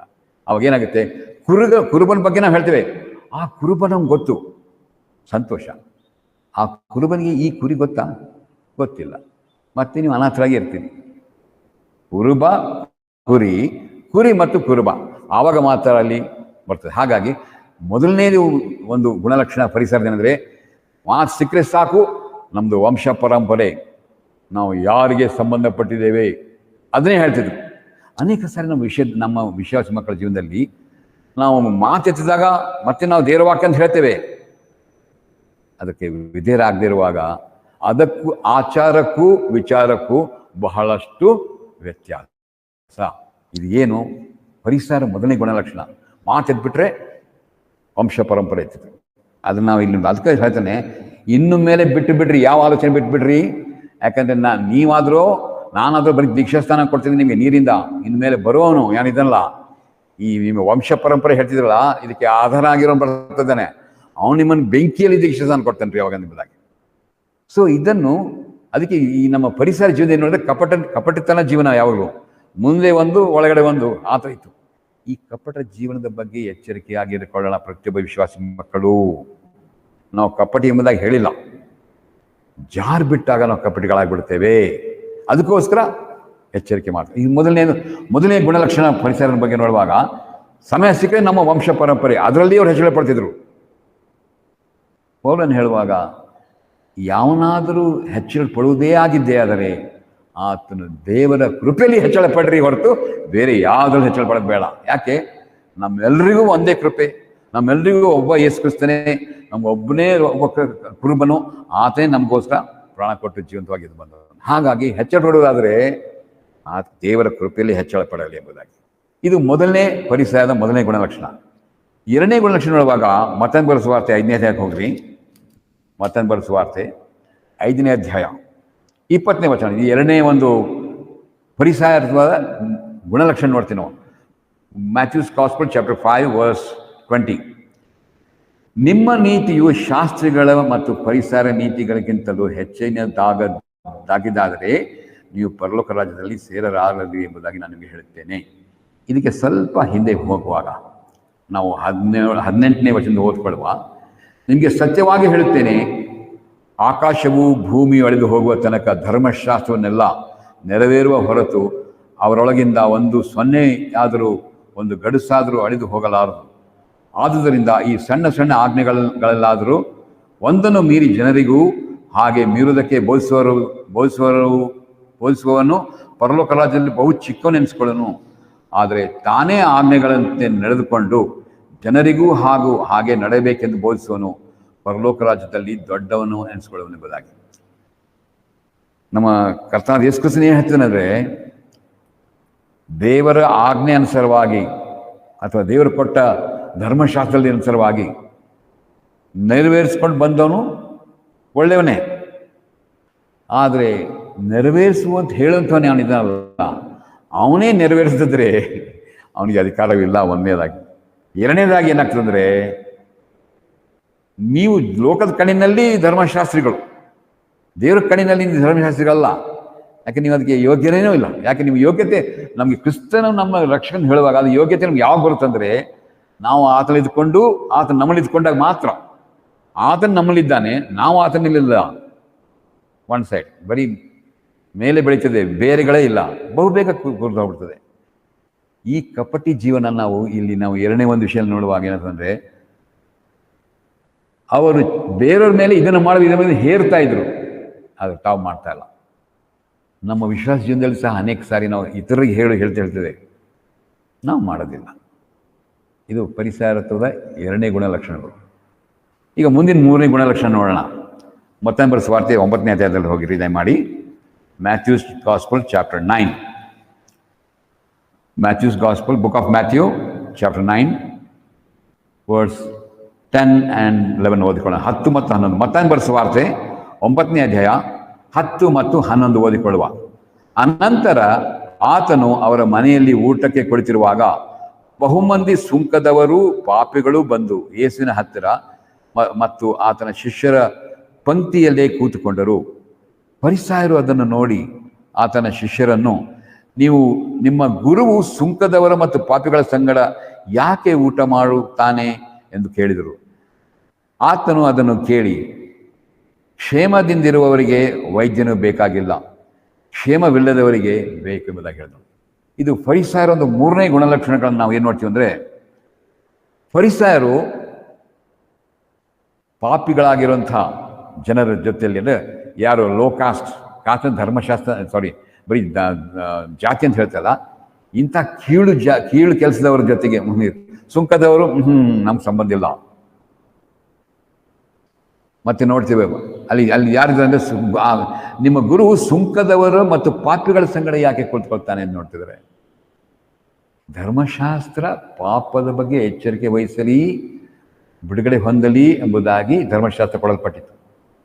ಆದರೆ ಈಗ ನಾವೇನು ನೋಡ್ತೀವಿ ಅಂದರೆ, ಧರ್ಮಶಾಸ್ತ್ರ ಕೊಟ್ಟವನೇ ಬಂದಾಗ ಪಾಪದ ಕ್ಷಮಾಪಣೆ ಆತನಿಗೆ ಇದೆ, ಪಾಪಗೆ ಬಿಡುಗಡೆಯೂ ಆತನಿಗಿದೆ. ಆತನಲ್ಲಿ ಕೂತ್ಕೊಂಡು ಎಲ್ರಿಗೂ, ಅದು ಒಬ್ಬರಿಗೆ ಅಲ್ಲ ಎಲ್ರಿಗಿದೆ. ಬಟ್ ಇಲ್ಲಿ ಹೇಳ್ತಾರೆ ಅಂದರೆ, ಯಾಕೆ ಅವರು ಪಾಪಿಗಳ ಜೊತೆಲಿ ಕೂತ್ಕೋತಾರೆ, ಯಾಕೆ ಅವರು ಸುಂಕದ ಜೊತೆ ಕೂತ್ಕೋತಾರೆ ಅಂತ ನೋಡುವಾಗ ಅವರೊಂದು ಭೇದ ಮಾಡ್ತಿದ್ರು. ಯಾವಾಗ ದೇ ವಿಲ್ ನೆವರ್ ಸಿಟ್ ಪಾಪ, ಯಾಕಂದ್ರೆ ಅವ್ರಿಗೆ ಅವ್ರು ಕೊಡ್ಬೋದು ಕೊಟೇಶನ್ ಏನಪ್ಪ ಅಂದರೆ, ಕೀರ್ತನೆ ಒಂದು, ಯಾವನು ಪಾಪಾತ್ಮರೊಟ್ಟಿಗೆ ನಿಂತುಕೊಳ್ಳದೆ ಕೂತ್ಕೊಳ್ಳದೆ ಎಂಬುದಾಗಿ ಕೊಡ್ಬೋದು. ನಮಗೋಸ್ಕರ ಕರ್ತನೇ ಈ ಲೋಕಕ್ಕೆ ಬಂದು ಪಾಪಿಗಳಿಗೋಸ್ಕರ ಬಂದು ಅವನು ಹೇಳ್ತಾನೆ. ಅದಕ್ಕೋಸ್ಕರ ಕರ್ತನೆ ಹೇಳ್ತಾನೆ ಎಚ್ಚರಿಕೆ ಏನು. ಇನ್ನೊಂದು ಗುಣಲಕ್ಷಣಗಳು, they always kep distance from the low class people. ಅವರ ಪಾಪಿಗಳಿಂದ ದೂರವಾಗಿದ್ದರು. ನಮ್ಮ ಕರ್ತನಾದರೂ ಪಾಪಿಗಳನ್ನು ಪ್ರೀತಿಸಿ, ಪಾಪವನ್ನು ದ್ವೇಷಿಸಿ, ಪಾಪಿಗಳನ್ನು ಪ್ರೀತಿಸಿ, ಪಾಪಿಗಳಿಗೋಸ್ಕರ ಬಿಡುಗಡೆ ಮಾಡೋದಕ್ಕೋಸ್ಕರ ಲೋಕಕ್ಕೆ ಬಂದವು. ವಿಶ್ವಾಸಿ ಮಕ್ಕಳಲ್ಲಿ ನಮಗೆ ತಿಳಿಯದೇನೆ ಇನ್ನೊಂದು ಸರಿ ನಾವು ಇನ್ನೊಬ್ಬರನ್ನ ಆ ರೀತಿಯಾಗಿ ನೋಡೋದಕ್ಕೆ ಸಾಧ್ಯತೆ ಉಂಟು. ಎಚ್ಚರಿಕೆ ವಹಿಸಲಿ ಈ ಫರಿಸಾಯತ್ವದಿಂದ ಎಂಬುದಾಗಿ. ನಾವು ಹಾಗೆ ಮತ್ತಾಯನ ಸುವಾರ್ತೆ 23ನೇದಲ್ಲಿ ನೋಡುವಾಗ ಇನ್ನೊಂದು ಗುಣಲಕ್ಷಣ ನೋಡೋರಾಗಿದೆ. ಬುಕ್ ಆಫ್ ಮ್ಯಾಥ್ಯೂಸ್ ಚಾಪ್ಟರ್ 23, 23ನೇ ಅಧ್ಯಾಯ 14ನೇ ವಚನ. ಇನ್ನೊಂದು ಗುಣಲಕ್ಷಣ ನಮ್ಮ ಫರಿಸಾಯತ್ವದ ಅಥವಾ ಪರಿಸಾಯದ ಗುಣಲಕ್ಷಣ ನೋಡುವಾಗ 14ನೇ ವಚನ, 23, 14. ಅಯ್ಯೋ ಕಪಟಿಗಳಾದ ಶಾಸ್ತ್ರಿಗಳೇ, ಫರಿಸಾಯರೇ, ಪರಲೋಕ ರಾಜ್ಯದ ಬಾಗಿಲನ್ನು ಮನುಷ್ಯರ ಎದುರಿಗೆ ಮುಚ್ಚಿಬಿಡುತ್ತಿದ್ದೀರಿ. ನೀವಂತೂ ಒಳಕ್ಕೆ ಹೋಗೋದಿಲ್ಲ, ಒಳಕ್ಕೆ ಹೋಗಬೇಕೆಂದರೂ ಹೋಗಲು ಗೊಳಿಸುವುದಿಲ್ಲ. ಮುಂದೆ, ಅಯ್ಯೋ ಕಪಟಿಗಳಾದ ಶಾಸ್ತ್ರಿಗಳೇ, ಫರಿಸಾಯರೇ, ನೀವು ಒಬ್ಬನನ್ನು ನಿಮ್ಮ ಮತದಲ್ಲಿ ಸೇರಿಸಿಕೊಳ್ಳೋದಕ್ಕಾಗಿ ಭೂಮಿಯನ್ನು ಸಮುದ್ರವನ್ನು ಸುತ್ತಿಕೊಂಡು ಬರುತ್ತೀರಿ. ಅವನು ಸೇರಿದ ಮೇಲೆ ಅವನನ್ನು ನಿಮಗಿಂತ 2ರಷ್ಟಾಗಿ ನರಕಪಾತ್ರನಾಗಿ ಮಾಡುತ್ತೀರಿ. ಯಾಕೆ ಈ ವಿಷಯ ಹೆಚ್ಚಿನಂದರೆ, ಅವರು ಬಹಿರಂಗವಾಗಿ ಎಲ್ಲರಿಗೂ ಇಂಪ್ರೆಸ್ ಮಾಡಬೇಕಾಗಿತ್ತು. ನಾವು ನಿಮ್ಮಂತೆ ಅವರಲ್ಲ, ನಾವೇ ಬೇರೆ. ಫರಿಸಾಯರಂದರೆ ಈಗ ನಾವು ವಿಶ್ವಾಸಗಳಾದ್ಮೇಲೆ ನಾವೇನು ಮಾಡ್ತೀವಿ ಅಂದರೆ, ಅವಿಶ್ವಾಸಗಳನ್ನು ನೋಡುವಾಗ ಅಥವಾ ಬೇರೆ ಬಲಹೀನರಾದ ವಿಶ್ವಾಸಗಳನ್ನ ನೋಡುವಾಗ ಇಮಿಡಿಯೇಟ್ಲಿ ಏನು ಮಾಡ್ತೀವಿ ಅಂದರೆ, ಓ ಈತನ ಹಾಗಿದ್ದಾನೆ, ಈತನ ಹೀಗಿದ್ದಾನೆ, ಅವಳು ಹಾಗಿದ್ದಾಳೆ. ನಿಮಗೆ ಯಾರಿಗೆ ಅಧಿಕಾರ ಕೊಟ್ಟವರು ತೀರ್ಮಾನ ಮಾಡಲಿಕ್ಕೆ? ದೇವರ ವಾಕ್ಯ ಹೇಳ್ತಾನೆ, ಒಬ್ಬ ಮನುಷ್ಯನು, ಒಬ್ಬ ವಿಶ್ವಾಸಿ, ಬಹಳ ಬಲಹೀನ ವಿಶ್ವಾಸ ಇದ್ದರೆ ಆತನ ಜೊತೆ ಸೇರಿಕೊಂಡು ಸ್ವಲ್ಪ ಹಂಚ್ಕೊಳ್ರಿ, ಎನ್ಕರೇಜ್ ಮಾಡಿರಿ. ಯಾಕಂದರೆ ಅವನು ಹೇಗೆ ವಿಶ್ವಾಸಿ ಆದ, ನಿಮ್ಮ ಹಾಗೆ ವಿಶ್ವಾಸಿ ಆದ. ಇವತ್ತು ನೀವು ಬಲಿಷ್ಠರಾಗಿದ್ದೀರಿ ಅಂದರೆ ನಿಮಗೆ ಬೆಳಕಿದೆ, ಕ್ರಿಸ್ತನ ಬೆಳಕಿನಲ್ಲಿ ನೀವು ನಂಬಿದ್ದೀರಿ, ಮುಂದೆ ಹೋಗ್ತಿದ್ದೀರಿ, ನೀವು ವಿಶ್ವಾಸಗಳಾಗಿದ್ದೀರಿ. ಇನ್ನೊಬ್ಬ ಬಲಹೀನ ಇದ್ದಾನೆ, ಅವನ ಮೇಲೆ ತೀರ್ಪು ಯಾಕೆ ಮಾಡ್ತಿದ್ದೀರಿ ನೀವು?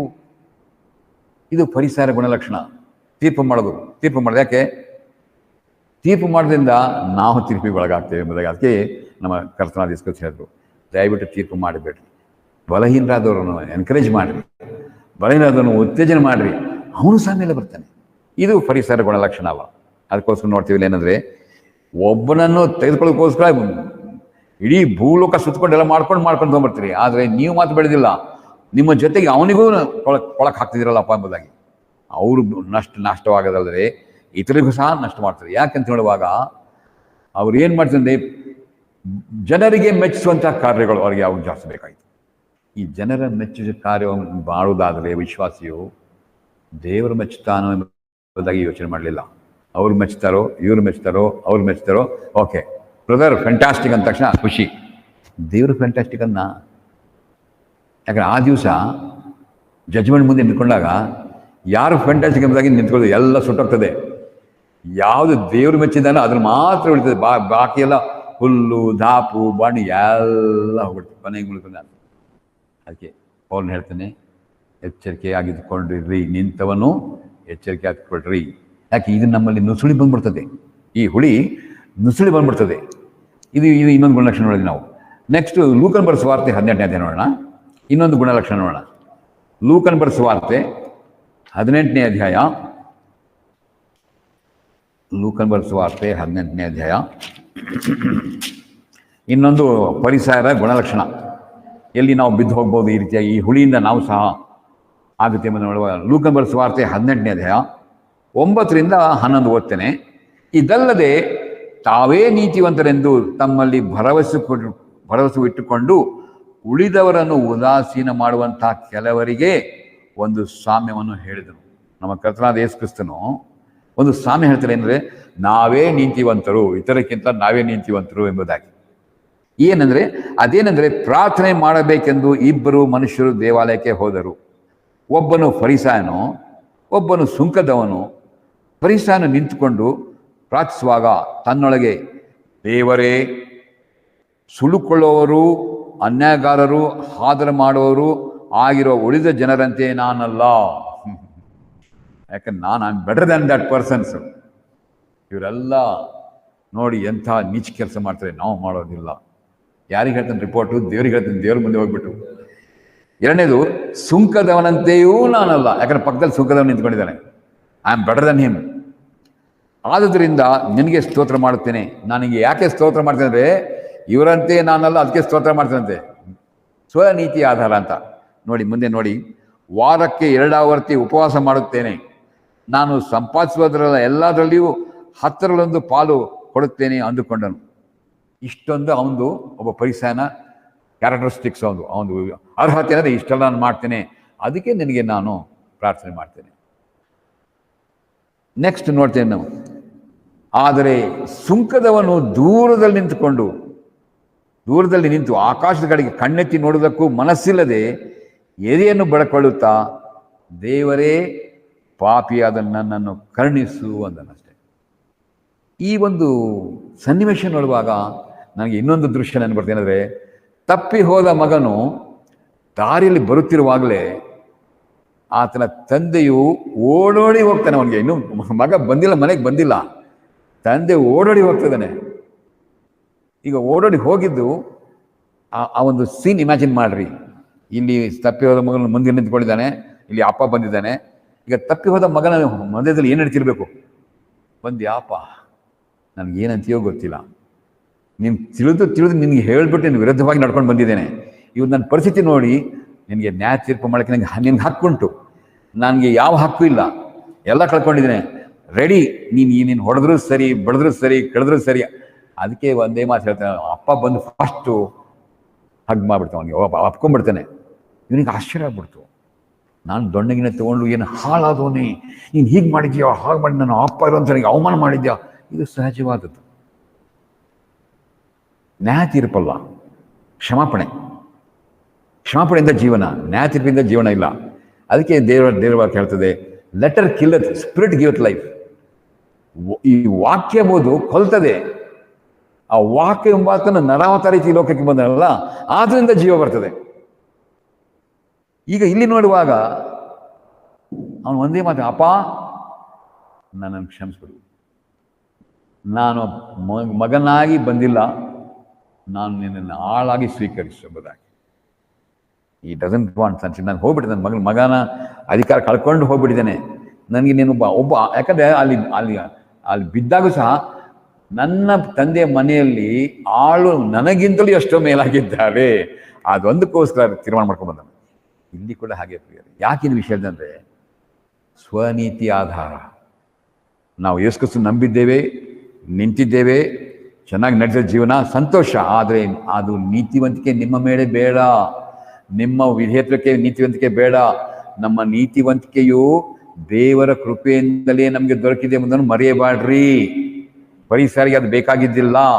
ಅವರು ನೀತಿವಂತಿಕೆ ತೋರಿಸ್ಬೇಕು, ನಾನು ಅಂಥವನಲ್ಲ, ಅದಕ್ಕೋಸ್ಕರ ದೇವರೇ ನಾನು ಪ್ರಾರ್ಥನೆ ಮಾಡ್ತೇನೆ, ನಾನು ಅಂಥವನಲ್ಲ ಅದಕ್ಕೆ ನನಗೆ ದಶಮಾಂಶ ಕೊಡ್ತೇನೆ, ನಾನು ಅಂಥವನಲ್ಲ ಅದಕ್ಕೆ ನಾನು ನಿನ್ನ ಹತ್ರ ಬಂದಿದೆ ಎಂಬುದಾಗಿ. ನಾವು ಮುಂದಿನ ವಚನ ನೋಡುವಾಗ ದೇವರೇ ಪಾಪಿಯಾದ ನನ್ನನ್ನು ಕರುಣಿಸು ಎಂದು ಕೇಳಿದನು. ಇವನು ನೀತಿವಂತನೆಂದು ನಿರ್ಣಯಿಸಲ್ಪಟ್ಟವನಾಗಿ ತನ್ನ ಮನೆಗೆ ಹೋದನು. ಯಾರು? ಫರಿಸಾಯ ನೆನೆಸ್ಕೊಂಡ, ನಾನೆಲ್ಲ better than other people, ಹೋಲಿಯರ್ Dhan thou, ನಾನು ಎಲ್ಲರಿಗಿಂತಲೂ ಪರಿಶುದ್ಧ ಎಂಬುದಾಗಿ ಒಂದು ಇದೆಯಲ್ಲ, ಆತನ ಮನೆಗೆ ಹೋದನು. ಆ ಫರಿಸಾಯದವನು ಅಂಥವನಾಗಿ ಹೋಗಲಿಲ್ಲ ಎಂದು ನಾನು ನಿಮಗೆ ಹೇಳುತ್ತೇನೆ. ಹಾಗಾದರೆ ಕರ್ತನ ಯೇಸು ಹೇಳ್ತೇನೆ, ಆ ಸುಂಕದವನು ಮೇಲೆಯೂ ನೋಡಿಲ್ಲ, ಆತನ ಉಪಮಾಸ ಗೊತ್ತಿಲ್ಲ, ಆತನ ದಶಮಾಂಶ ಕೂಡ ಅದನ್ನೂ ಗೊತ್ತಿಲ್ಲ, ಆತನು ಏನೇನು ಕೆಲಸ ಮಾಡಿ ಅದನ್ನೂ ಗೊತ್ತಿಲ್ಲ. ಒಂದೇ ಒಂದು ಗೊತ್ತು, ನನಗೊಂದು ಟೈಟಲ್ ಇದೆಯಪ್ಪ ಸ್ವಾಮಿ, ನಾನು ಪಾಪಿ, ದಯಮಾಡಿ ಕ್ಷಮಿಸು, ಅಷ್ಟೇ. ನನಗೇನು ಕೇಳಲ್ಲ, ನಾನು ಏನು ಕೇಳಲ್ಲ, ಆಶೀರ್ವಾದ ನಾನು ಏನು ಕೇಳಲ್ಲಪ್ಪ, ನನಗೆ ಯೋಗ್ಯತೆಯೇ ಇಲ್ಲ, ಕ್ಷಮೆ ಒಂದು ಕೇಳ್ತೀನಿ ಅಷ್ಟೇ. ಅದಕ್ಕೆ ಧೈರ್ಯವಾಗಿ ಕೇಳ್ತದೆ, ಕೃಪೆಯ ನಿಮಿತ್ತವಾಗಿ, ಆತನ ಕೃಪೆಯ ನಿಮಿತ್ತವಾಗಿ ನಾವು ನೀತಿವಂತರಾಗಿದೆ. ನಮ್ಮ ಪಾಸ್ಟರು ಎಫೆಸೀಯರು ಬರೆದ ಗ್ರಂಥದಿಂದ ಪತ್ರಿಕೆಯಿಂದ ಎಷ್ಟು ವಾರಗಳು ತಗೊಂಡ್ಬರು. ಯಾಕಂದ್ರೆ ಕೃಪೆಯ ಮೂಲಕ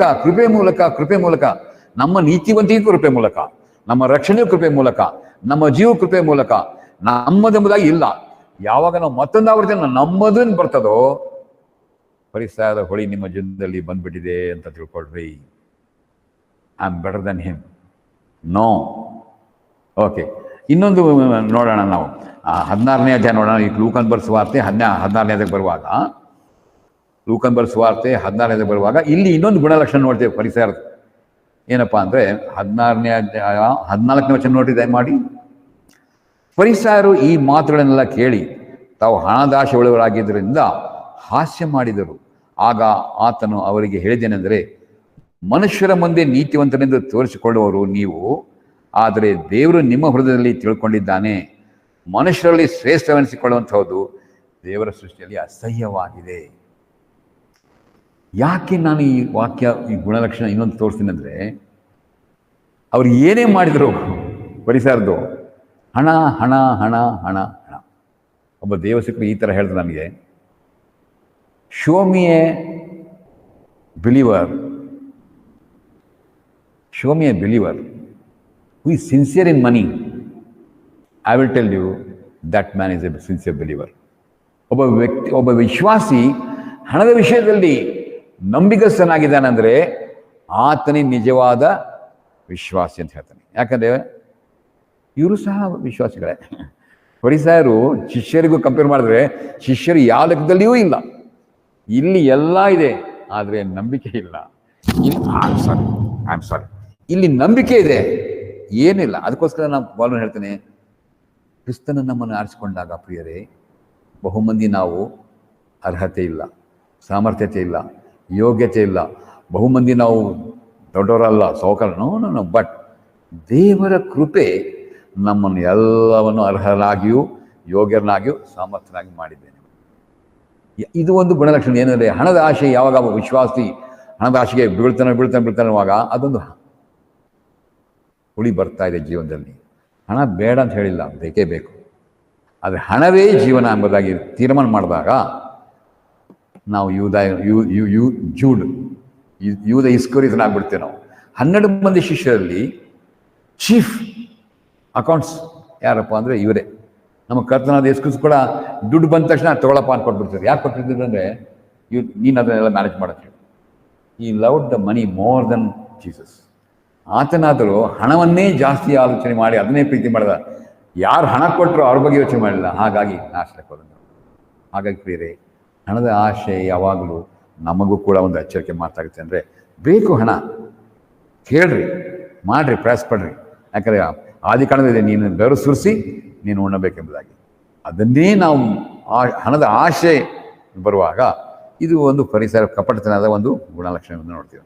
ಅದಕ್ಕೆ ಕರ್ತನ ಹೇಳ್ತಾರೆ ಇಲ್ಲಿ ಏನಂದರೆ, ದಯವಿಟ್ಟು ನೀವು ಯೋಚನೆ ಮಾಡಬೇಡಿ. ನೀವು ಪರಲೋಕದಲ್ಲಿ ದೇವರ ಕಣ್ಣಲ್ಲಿ ನೀವು ಯಾವುದು ನೀವು ವಿಶೇಷವಾಗಿದೆಯೋ ನಿಮ್ಮ ಕಣ್ಣಲ್ಲಿ ವಿಶೇಷವಾಗಿಲ್ಲ. ಆದರೆ ನೀವು ಯಾವುದು ಮನುಷ್ಯರ ಕಣ್ಣಿನಲ್ಲಿ ಅಸಡ್ಡೆ ಆಗಿದೆಯೋ ದೇವರ ಕಣ್ಣಿನಲ್ಲಿ ವಿಶೇಷವಾಗಿದೆ ಎಂಬುದಾಗಿ. ಸೊ ಈಗ ಮುಂದಿನ ಇನ್ನೊಂದು ಗುಣಲಕ್ಷಣ ನೋಡುವಾಗ ಲೂಕಂಬರ್ ಸುವಾರ್ತೆ 12ನೇದಲ್ಲಿ ಇನ್ನೊಂದು ಸರಿ ನೋಡೋಣ. 9ನೇ ವಚನ. ಲೂಕಂಬರ್ ಸುವಾರ್ತೆ 12ನೇ. ಈಗ ನಾವು ನೋಡಿಕೊಂಡಿವಲ್ಲ ಫರಿಸಾಯರಾದರೂ, ಈಗ ನಾವು ಫರಿಸಾಯರು ಮತ್ತು ಇವ್ರ ಬಗ್ಗೆ ಯೋಚನೆ ಮಾಡಿದ್ವಲ್ಲ, ಈಗ ನಾವು ಸ್ವನೀತಿ ಆಧಾರ, ಅವರ ನಂಬಿಕೆ ಏನಂದ್ರೆ ಸ್ವನೀತಿ ಆಧಾರ. ಈ ಹಣದ ಆಶೆ ಎಷ್ಟಿತ್ತಂದ್ರೆ ಅವರಿಗೆ, ಒಬ್ಬ ಬಡವರು ರಸ್ತೆಯಲ್ಲಿರೋರು ಸುಂಕ ಅವ್ರ ಹತ್ರನೂ ಟ್ಯಾಕ್ಸ್ ಕಲೆಕ್ಷನ್ ಮಾಡೋದು. ಅದಕ್ಕೆ ಹೇಳ್ತಿದ್ರು ಮೆಂತ್ಯ ಸೊಪ್ಪಿದ್ರು ಕೂಡ ಆ ಸೊಪ್ಪಿನ ಮೇಲೂ ಟ್ಯಾಕ್ಸ್, ಕುರಿ ಅಲ್ಲಿನೂ ಟ್ಯಾಕ್ಸ್, ಆಮೇಲೆ ನಮ್ಮ ದೇವಾಲಯದಲ್ಲಿ ಕೂಡ ಟ್ಯಾಕ್ಸ್. ಯಾಕಂದ್ರೆ ಇವ್ರದ್ದೇನಾದ್ರು ಹಣ ಮಾಡಬೇಕು. Be careful. ಈಗ ಇಲ್ಲಿ ನೋಡಿದ್ರೆ ನಾವು ಪ್ರಕಾರ ಸ್ವನೀತಿ ಆಧಾರ ಮಾಡಿಕೊಳ್ಬೇಡ್ರಿ. ನಾವೆಲ್ಲರೂ ಈಗ ನೀತಿವಂತರಾಗಿ ಘೋಷಿಸಲ್ಪಟ್ಟಿದೆ. ನೀತಿವಂತರಲ್ಲ, ನಾವು ಘೋಷಿಸಲ್ಪಟ್ಟಿದ್ದೇವೆ. ಹೇಗೆ ನೋಡುವಾಗ ನಮ್ಮ ಕರ್ತನಾದ ಯೇಸು ಕ್ರಿಸ್ತನು ನಮಗೋಸ್ಕರ ಬಲಿಯಾಗಿ ತನ್ನ ರಕ್ತವನ್ನು ಸುರಿಸಿ ಹೊಸ ಮೃತ್ಯುವನ್ನು ಮಾಡಿದ ನಿಮಿತ್ತವಾಗಿ, ಅದು ತಂದೆಗೆ ಆ ಕರ್ತನಾದ ಯೇಸು ಕ್ರಿಸ್ತನು ಮಾಡಿದ ಶಿಲ್ಬೆ ಮೇಲೆ ಯಜ್ಞದ ರಕ್ತದ ಧಾರೆ ನಿಮಿತ್ತವಾಗಿ, ಅದು ಆತನಿಗೆ ಅರ್ಪಿತವಾಗದ ನಿಮಿತ್ತವಾಗಿ ನಾವು ಈಗ ನೀತಿವಂತೆಂದು ಘೋಷಿಸಲ್ಪಟ್ಟಿದ್ದೇವೆ. ಹೇಗೆ ನೋಡುವಾಗ ನಾವು ಆತನನ್ನು ನಂಬಿದ್ದೇವೆ. ನಂಬಿಕೆ ಮೂಲಕ ನಮಗೆ ಇವಾಗ ನೀತಿವಂತಿಕೆ ಎಂಬ ಪಟ್ಟಿಗೆ ಬಂದಿದ್ದೇವೆ. ನಮ್ಮಷ್ಟಿಗೆ ನಮಗೆ ಬಂದಿಲ್ಲ. ನಾವು ಯಾವಾಗ ಅದನ್ನು ನಮ್ಮ ಮಾಡ್ಕೊಳ್ತೀವೋ ಮತ್ತೆ ಹುಳಿ ಒಳಗಡೆ ಹೋಗ್ತಾ ಇದೆ.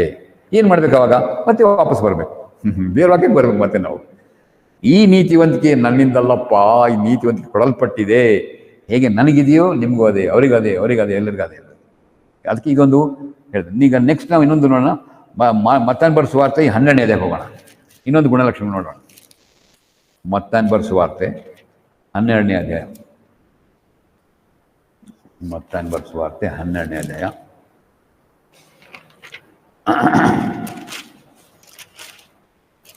ಹನ್ನೆರಡನೇ ಅಧ್ಯಾಯದಲ್ಲಿ 24 ವಚನ. Matthew's gospel chapter 12 verse 24. ಮತ್ತಾಯನ ಬರೆದ ಸುವಾರ್ತೆ 12ನೇ ಅಧ್ಯಾಯ 24 ವಚನ. ಆದರೆ ಫರಿಸಾಯರು ಅದನ್ನು ಕೇಳಿ, ಇವನು ದೆವ್ವಗಳ ಒಡೆಯನಾದ ಬೆಲ್ಜೆಬೂಲನ ಸಹಾಯದಿಂದ ದೆವ್ವಗಳನ್ನು ಬಿಡಿಸ್ತಾನೆ ಹೊರತು ಬೇರೆ ರೀತಿಯಿಂದ ಬಿಡಿಸುವುದಿಲ್ಲ ಅಂದರು. ಆತನು ಅವರ ಆಲೋಚನೆಗಳನ್ನು ತಿಳಿದುಕೊಂಡು ಅವರಿಗೆ ಹೇಳಿದ್ದೇನೆಂದರೆ, ಯಾವ ರಾಜ್ಯವಾದರೂ ತನ್ನಲ್ಲಿ ಭೇದ ಹುಟ್ಟಿದರೆ ಹಾಳಾಗುವುದು, ತನ್ನಲ್ಲಿ ಭೇದ ಹುಟ್ಟಿದ ಯಾವ ಪಟ್ಟಣವಾದರೂ ಮನೆಯಾದರೂ ನಿಲ್ಲದು ಎಂಬುದಾಗಿ. ಯಾಕೆ ಇಲ್ಲಿ ನಾವು ನೋಡ್ತೇವೆ ಅಂದರೆ, ಸ್ವಲ್ಪ ಹಿಂದಿನ ಓದ್ತೇನೆ. ಆದರೂ 22 ವಚನದೊಳಗೆ ನಿಮಗೆ ಲಿಂಕ್ ಸಿಗುತ್ತೆ. ದೆವ್ವ ಹಿಡಿದು ಕುರುಡನೂ ಮೂಕನೂ ಆಗಿರುವ ಒಬ್ಬನನ್ನು ಆತನ ಬಳಿಗೆ ಕರೆತಂದರು. ಆತನು ಅವನನ್ನು ಸ್ವಸ್ಥ ಮಾಡಲು ಆ ಮೂಕನಿಗೆ ಬಾಯಿ ಕಣ್ಣು ಎರಡೂ ಬಂದವು. ಅದನ್ನು ಜನರೆಲ್ಲ ಬೆರಗಾಗಿ ಈತನು ದಾವಿದನ ಕುಮಾರನೆಂದು ಮಾತನಾಡುತ್ತಿದ್ದರು. ಇದು ಬಂದಿದೆ ಇಲ್ಲಿ ಸಮಾಚಾರ. ನಮ್ಮ ಕರ್ತನ ಹತ್ರ ಒಬ್ಬನನ್ನು ಕರ್ಕೊಂಡು ಬಂದಿದ್ದಾರೆ. ಯಾಕಂದ್ರೆ ಇವ್ರು ಯಾರು ಪರಿಸರಾಗಲಿ ಸದ್ದುಕಾಯರಾಗಲಿ ಯಾರಿಂದಲೂ ಸಾಧ್ಯವಿಲ್ಲ. ಮತ್ತು ಅವರು ಮೂಕನೋ ನಮ್ಗೆ ಸಂಬಂಧವಿಲ್ಲ. ಯಾಕಂದ್ರೆ ಇವರು ನಾವು we are the only holy people. ಅದಕ್ಕೆ ಇಲ್ಲೇನು ನೋಡ್ತೀವಿ ಅಂದರೆ, ಕರ್ತನ ಹತ್ರ ಹೇಳ್ಕೊಂಡ್ಬಂದಾಗ ಆತನ ಮೂಕನಿಗೆ ಬಾಯು ಕಣ್ಣು ಎರಡೂ ಬಂದು ನೋಡ್ತೀವಿ. ಇದು ನೋಡಿದ ತಕ್ಷಣ ದೇವಕುಮಾರನಿಗೆ ಜಯವಾಗಲಿ ಅಂತ ಹೇಳೋದು. ಇದನ್ನು ನೋಡಿದ ಫರಿಸಾಯರು ಈತನು ಸೈತನ ಮೂಲಕ ಮಾಡ್ತಾರೆ. ಯಾಕಂದ್ರೆ ಯೇಸು ಕ್ರಿಸ್ತನನ್ನು ದೇವರ ಮಗನೆಂಬುದನ್ನು ನಂಬಲಿಲ್ಲ ಅವರು. ಆತನ ಜ್ಞಾನಕ್ಕೆ ಆಶ್ಚರ್ಯಪಟ್ಟರು ವಿನಃ ನಂಬಿಕೆಯಿಲ್ಲ. ಸೈತನ ಕೆಲಸ ಮಾಡ್ತಾನೆ ನೋಡ್ರಿ ಇವನು. ಅದಕ್ಕೋಸ್ಕರ ಸೈತನ್ ಬಂದ ಸಸ್ಪಿಷಿಯಸ್. ಏನನ್ನ ಇರಲಿ ಸಂಶಯ, ಆತ್ಮಿಕ ವಿಷಯದಲ್ಲಿ ಸಂಶಯ, ದೈಹಿಕವಾದ ಸಂಶಯ, ಲೌಕಿಕವಾದ ಸಂಶಯ. ಸಂಶಯವೇ ಇವರಿಗೆ ಆಧಾರ. ಅದಕ್ಕೆ ನಮ್ಮ ಕರ್ತನಾದ ಯೇಸು ಕ್ರಿಸ್ತ ಹೇಳ್ತಾರೆ, ಒಂದು ಮನೆಯಲ್ಲಿ ಒಗ್ಗಟ್ಟಿಲ್ಲ ಅಂದರೆ ಆ ಒಗ್ಗಟ್ಟು ಇರೋಕ್ಕೆ ಸಾಧ್ಯ ಇಲ್ಲ. ಸೈತಾನ್ ಮೂಲಕವಾಗಿ ನಾನು ಮಾಡಬೇಕಂದ್ರೆ ನಾನು ಬರೋ ಅವಶ್ಯಕತೆ ಇಲ್ಲ. ನಾನು ಇಲ್ದೇನೆ ಇದ್ದೀನಿ. ಈ ಲೋಕದೆಲ್ಲ ಸೈತಾನಲ್ಲೇ ಆಗಿದೆ. ನಾನು ಬಂದಿದ್ದು ನಮ್ಮ ಪಕ್ಕಳಿಸೋಸ್ಕರ ನಿಮಿತ್ತವಾಗಿ. ಹಾಗಾಗಿ ಈ ಬಿಡುಗಡೆ ಆತನಿಂದ ಆಗಿದೆ ವಿನಃ ಸೈತಾನಿಂದಲ್ಲ. ಸಂಶಯ ಅನ್ನೋದು ಇದೆಯಲ್ಲ, ಆತ್ಮಿಕ ವಿಷಯದಲ್ಲಿ ಸಂಶಯ. ಈ ಸಂಶಯ ಅನ್ನೋದು ಇನ್ನೊಂದು ಗುಣಲಕ್ಷಣ ನಾವು ಪರಿಚಯ ನೋಡಿ. ಅದನ್ನು ಇಲ್ಲಿ ಬಹಿರಂಗವಾಗಿ ನಮ್ಮ ಕರ್ತನ ತೋರಿಸ್ತಾನೆ ಅಂದರೆ, ಯಾವ ಮನೆಯಲ್ಲಿ ಭೇದವಿದೆಯೋ ಆ ಮನೆ ಭೇದ ಇರೋಕ್ಕೆ ಸಾಧ್ಯ ಇಲ್ಲ. ಹಾಗಾಗಿ ಸಂಶಯದಿಂದ ಈ ಒಂದು ಆತ್ಮಿಕ ಸಂಶಯ ವಿಷಯದಲ್ಲ, ಇದು ಫರಿಸಾಯರದ ಇನ್ನೊಂದು ಗುಣಲಕ್ಷಣಗಳು ಎಂಬುದಾಗಿ. ಈಗ ಹಾಗೆ ನಾವು ಇನ್ನೊಂದು ಮತ್ತಾಯನ ಬರೆದ ಸುವಾರ್ತೆ 5ನೇ ಅಧ್ಯಾಯ ಹೋಗುವ. ಭಾಳ ವಿಶೇಷವಾದದ್ದು ಮತ್ತಾಯನ ಬರೆದ ಸುವಾರ್ತೆ 5ನೇ ಅಧ್ಯಾಯ, ಎಲ್ರಿಗೂ ಪರಿಚಿತವಾದ 5ನೇ ಅಧ್ಯಾಯ 1ರಿಂದ 9 ಓದ್ಕೊಳ್ಳೋಣ. ಮತ್ತಾಯನ ಬರೆದ ಸುವಾರ್ತೆ 5ನೇ ಅಧ್ಯಾಯ 1ರಿಂದ 9.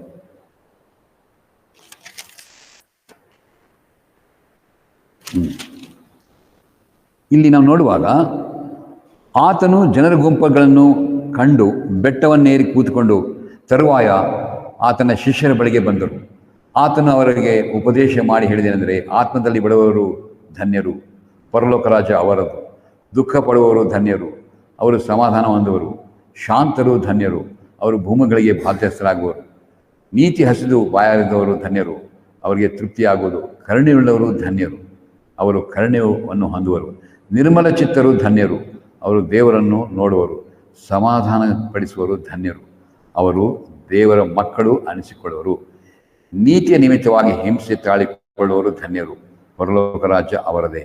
ನನ್ನ ನಿಮಿತ್ತವಾಗಿ ಜನರು ನಿಮ್ಮನ್ನು ನಿಂದಿಸಿ ಹಿಂಸೆ ಪಡಿಸಿ ನಿಮ್ಮ ಮೇಲೆ ಕೆಟ್ಟ ಕೆಟ್ಟ ಮಾತುಗಳನ್ನು ಸುಳ್ಳಾಗಿ ಹೊರಿಸಿದರೆ ನೀವು ಧನ್ಯರು.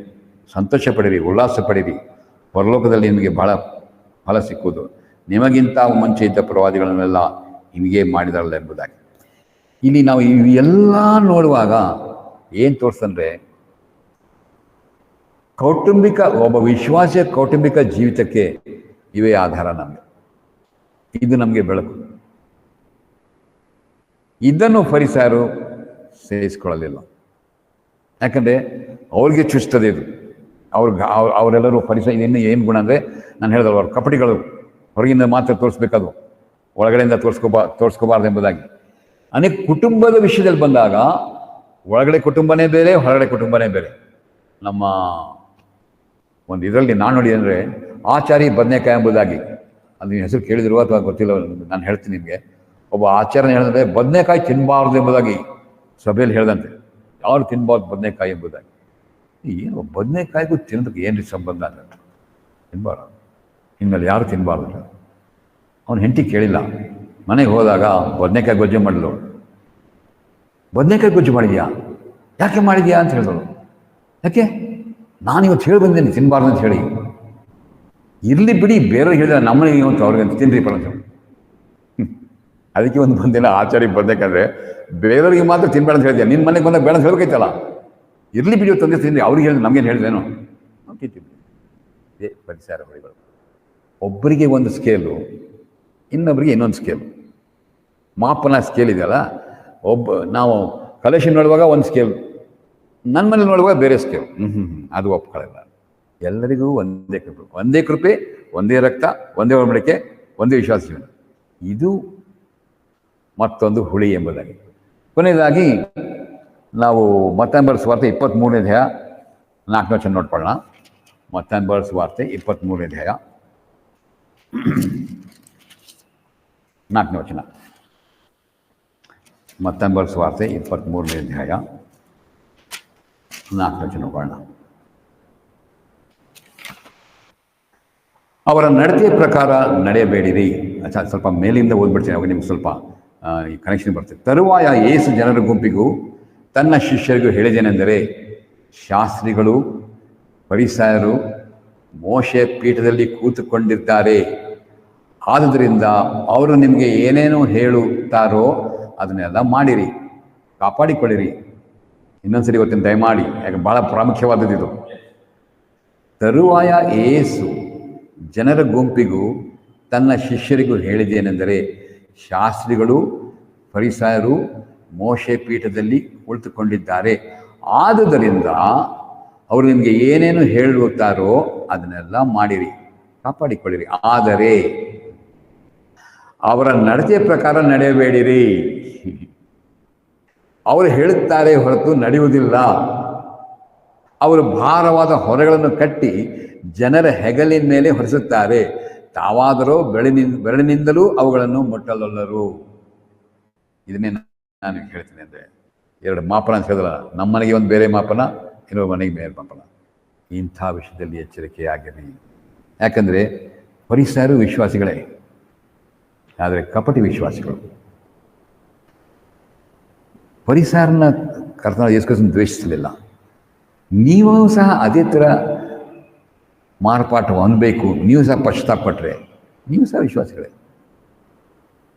ಇಲ್ಲಿಗೆ ನಮಗೆ ಅಂಡರ್ಲೈನಿಂಗ್ ಏನಪ್ಪ ಅಂದರೆ ಕೊನೆಗೆ ನಮ್ಮ ಜೀವನ ನಮ್ಮದಲ್ಲ. ಎರಡನೇದಾಗಿ ನಮ್ಮ ಜೀವನ ನಮಗೆ ದೇಣಿಗೆಯಾಗಿ ಕೊಡಲ್ಪಟ್ಟಿದೆ. ಯಾರು ನಮಗೋಸ್ಕರ ದೇಣಿಗೆಯಾಗಿ ಕೊಡಲ್ಪಟ್ಟಿದ್ದಾರೋ ನಾವು ಆತನಲ್ಲಿಯೇ ಹೊರತು ಬೇರೆಯವರಲ್ಲಿ ಮಹಿಮೆ ಪಡೋಕ್ಕೆ ಸಾಧ್ಯವಿಲ್ಲ. ಎರಡನೇದಾಗಿ ಆಶೀರ್ವಾದ ಹೊಂದಿದ ಮೇಲೆ, ನಾವು ಉನ್ನತ ಏರಿದ ಮೇಲೆ, ನಾವು ಎಲ್ಲ ರೀತಿಯಲ್ಲಿ ಅಭಿವೃದ್ಧಿ ಆದಾಗ ಸಹಜವಾದ ಗರ್ವ ಬರ್ತದೆ. ಸಹಜವಾದಂತಹ ಸ್ವನೀತಿಯ ನಾನು ಯೋಗ್ಯತೆ ಇದ್ದದಕ್ಕೋಸ್ಕರನೇ ಯೇಸು ಕ್ರಿಸ್ತನ ನಮ್ಮನ್ನು ಆರಿಸ್ಕೊಂಡಂತ ಬಂದ್ಬಿಡುತ್ತೆ. ಆವಾಗ ಶಿಲುಬೆನೂ ಹೋಯಿತು, ಯೇಸು ಕ್ರಿಸ್ತನ ರಕ್ತನೂ ಹೋಯಿತು, ಪುನರುತ್ಥಾನನೂ ಹೋಯಿತು, ಈ ದೇವರ ವಾಕ್ಯನೂ ಹೋಯಿತು. ಅವಾಗ ಏನು ಬರ್ತಾನೆ? ಒಂದೇ ಒಂದು, ನಾನು, ನನ್ನ ದೇಹ, ನನ್ನ ಸಾಮರ್ಥ್ಯ, ನನ್ನ ಅರ್ಹತೆ, ನನ್ನ ಯೋಗ್ಯತೆ. ಮೊದಲು ಇತ್ತಲ್ಲಪ್ಪ, ಯೇಸು ಕ್ರಿಸ್ತ ಬರೋಕ್ಕಿಂತ ಮುಂಚೆ ಅದು ಮೊದಲು ಇತ್ತು. ಆದರೆ ಅದು ನಿನಗೆ ಯಾವ ಥರವಂತ ನಿರೀಕ್ಷೆ ಕೊಡಲಿಲ್ಲ, ಸಮಾಧಾನ ಕೊಡಲಿಲ್ಲ, ನಿಮಗೆ ಯಾವ ಥರವಂತ ನಿಶ್ಚಯನೂ ಕೊಡಲಿಲ್ಲ. ಮರೆತು ಹೋಗಿ, ಅದಕ್ಕೆ ಒಂದು ಇಂಗ್ಲೀಷಲ್ಲಿ ಒಂದು ಸಾಂಗ್ ಇದೆ, ಲೆಸ್ಟ್ ಐ ಫಾರ್ಗೆಟ್ ಗೆತ್ಸೆಮನೆ. ನಾನು ಎಲ್ಲಿಯಾದರೂ ಗೆತ್ಸೆಮನೆ ತೋಟದಲ್ಲಿ ನನ್ನ ಕರ್ತನು ಪಟ್ಟಂಥ ಶ್ರಮೆಯನ್ನು ಮರೆಯದೇ ಇರಬೇಕು. ಒಂದು ಹಿಮ್ನಲ್ಲಿದೆ, lest I forget Gethsemane, lest I forget is love for me ಎಂಬುದಾಗಿದೆ. ಆತನ ಪ್ರೀತಿ ಎಲ್ಲದನ್ನು ಮರೆತೇನೋ ಎಂಬುದಾಗಿ ನಾನು ಭಯಪಡ್ತೇನೆ. ಗೆತ್ಸೆಮನೆ ತೋಟದಲ್ಲಿ ಆತನು ಪಟ್ಟಂಥ ಶ್ರಮೆ ಮರೆತೇನೋ ಅದ್ರ ಬಗ್ಗೆ ನಾನು ಯೋಚನೆ ಮಾಡ್ತೇನೆ. ನನಗೋಸ್ಕರ ಆತನು ಯಾತನೆ ಪಟ್ಟನು ಶಿಲ್ಬೆ ಮೇಲೆ ಮರೆತೇನೋ ಎಂಬುದಾಗಿ ಯೋಚನೆ ಮಾಡ್ತೇನೆ. ನನಗೋಸ್ಕರ ಸತ್ತು, ನನಗೋಸ್ಕರ ಪರಲೋಕವನ್ನು ಬಿಟ್ಟು ಈ ಲೋಕಕ್ಕೆ ನನ್ನ ಪ್ರೀತಿ ಮಾಡಿ ಬಂದಿದ್ದನೋ ಅದನ್ನು ನಾನು ಮರೆತರೆ ಏನು ಗತಿ ಎಂಬುದಾಗಿ. ಆದ ಕಾರಣ ಪ್ರಿಯರೇ, ಈ ಹುಳಿ ಇನ್ನೂ ಬಂದಿಲ್ಲ ನಮ್ಮ ಜೀವನದಲ್ಲಿ. ಹೇಗೆ ಬಂದಿಲ್ಲ ನಮ್ಗೆ ಗೊತ್ತಿಲ್ಲ. ಬಂದಿದೆಯಾ ಅಂದರೆ ಪರಿಸ್ಕೊಳ್ಳೋಣ. ಈಗ ಇವಿಷ್ಟು ವಿಷಯಗಳನ್ನ ನೋಡುವಾಗ ಇವೇನೆಂದರೆ, ಇದು ನಮ್ಮ ಟೀಕೆಗೋಸ್ಕರವಾಗಲಿ ಅಥವಾ ನಮ್ಮ ಮನಸ್ಸಿಗೆ ಘಾಸಿ. ಒಂದು ಸರಿ ಈಗ ನಮಗೆ ಕೆಲವರು ಹೇಳ್ತಾರೆ, ಇದು ಸ್ವಲ್ಪ ಕಟ್ಟಾಗಿದೆ, ಬ್ಯಾಂಡೇಜ್ ಮಾಡಿಬಿಡಿ ಪರವಾಗಿಲ್ಲ ಅಂತ ಹೇಳ್ತಾರೆ. ಅವ್ರಿಗೆ ಗೊತ್ತು ಬ್ಯಾಂಡೇಜ್ ಮಾಡಿದ್ರೆ ನಾಳೆ ಹುಣ್ಣಾಗಿ ಕ್ಯೂ ಆಗ್ತಂತ ಹೇಳಿ, ಅದಕ್ಕೆ ಅವರು ಕೊಡಲೇಬೇಕಂತ ಹೇಳಿದ್ರೆ ಅದೆಲ್ಲ ಕೊಡಬೇಡಿಲ್ಲ. ದೇವವಾಕ್ಯನ ಹಾಗೇನೆ. ದೇವವಾಕ್ಯ ನಾವು ತಗೊಂಡಾಗ ಮಾತ್ರ ವಾಸಿ ಆಗ್ತದೆ. ಇಲ್ಲ ಬರೀ ಬ್ಯಾಂಡೇಜ್ ಕಟ್ತೀನಿ, ಪರಿಸರ ಮಾಡಿದ್ರೆ ಬರೀ ಬ್ಯಾಂಡೇಜ್ ಕಟ್ಟಿ ಕಟ್ಟಿ ಕಟ್ಟಿ. ಅದಕ್ಕೆ ಸ್ವಾಮಿ ಹೇಳ್ತಾರೆ ಒಂದೇ ಮಾತು, ಇನ್ನೊಂದ್ಸರಿ ಓದ್ಬಿಡ್ತೇನೆ. ತರುವಾಯ ಯೇಸು ಜನರ ಗುಂಪಿಗೂ ತನ್ನ ಶಿಷ್ಯರಿಗೂ ಹೇಳಿದ್ದೇನೆಂದರೆ, ಶಾಸ್ತ್ರಿಗಳು ಫರಿಸಾಯರು ಮೋಶೆ ಪೀಠದಲ್ಲಿ ಕೂತ್ಕೊಂಡಿದ್ದಾರೆ. ಆದುದರಿಂದ ಅವರು ನಿಮಗೆ ಏನು ಹೇಳ್ತಾರೋ ಅದನ್ನೆಲ್ಲ ಮಾಡಿರಿ, ಕಾಪಾಡಿಕೊಳ್ಳಿರಿ. ಆದರೆ ಅವರ ನಡತೆ ಪ್ರಕಾರ ನಡೆಯಬೇಡಿರಿ. ಅವರು ಹೇಳುತ್ತಾರೆ ಹೊರತು ನಡೆಯುವುದಿಲ್ಲ. ಅವರು ಭಾರವಾದ ಹೊರೆಗಳನ್ನು ಕಟ್ಟಿ ಜನರ ಹೆಗಲಿನ ಮೇಲೆ ಹೊರಿಸುತ್ತಾರೆ. ತಾವಾದರೂ ಬೆರಳಿನಿಂದಾದರೂ ಅವುಗಳನ್ನು ಮುಟ್ಟಲಲ್ಲರು. ದೇವರ ಈ ವಾಕ್ಯ ನಿಮ್ಮನ್ನು ಆಶೀರ್ವದಿಸಲಿ.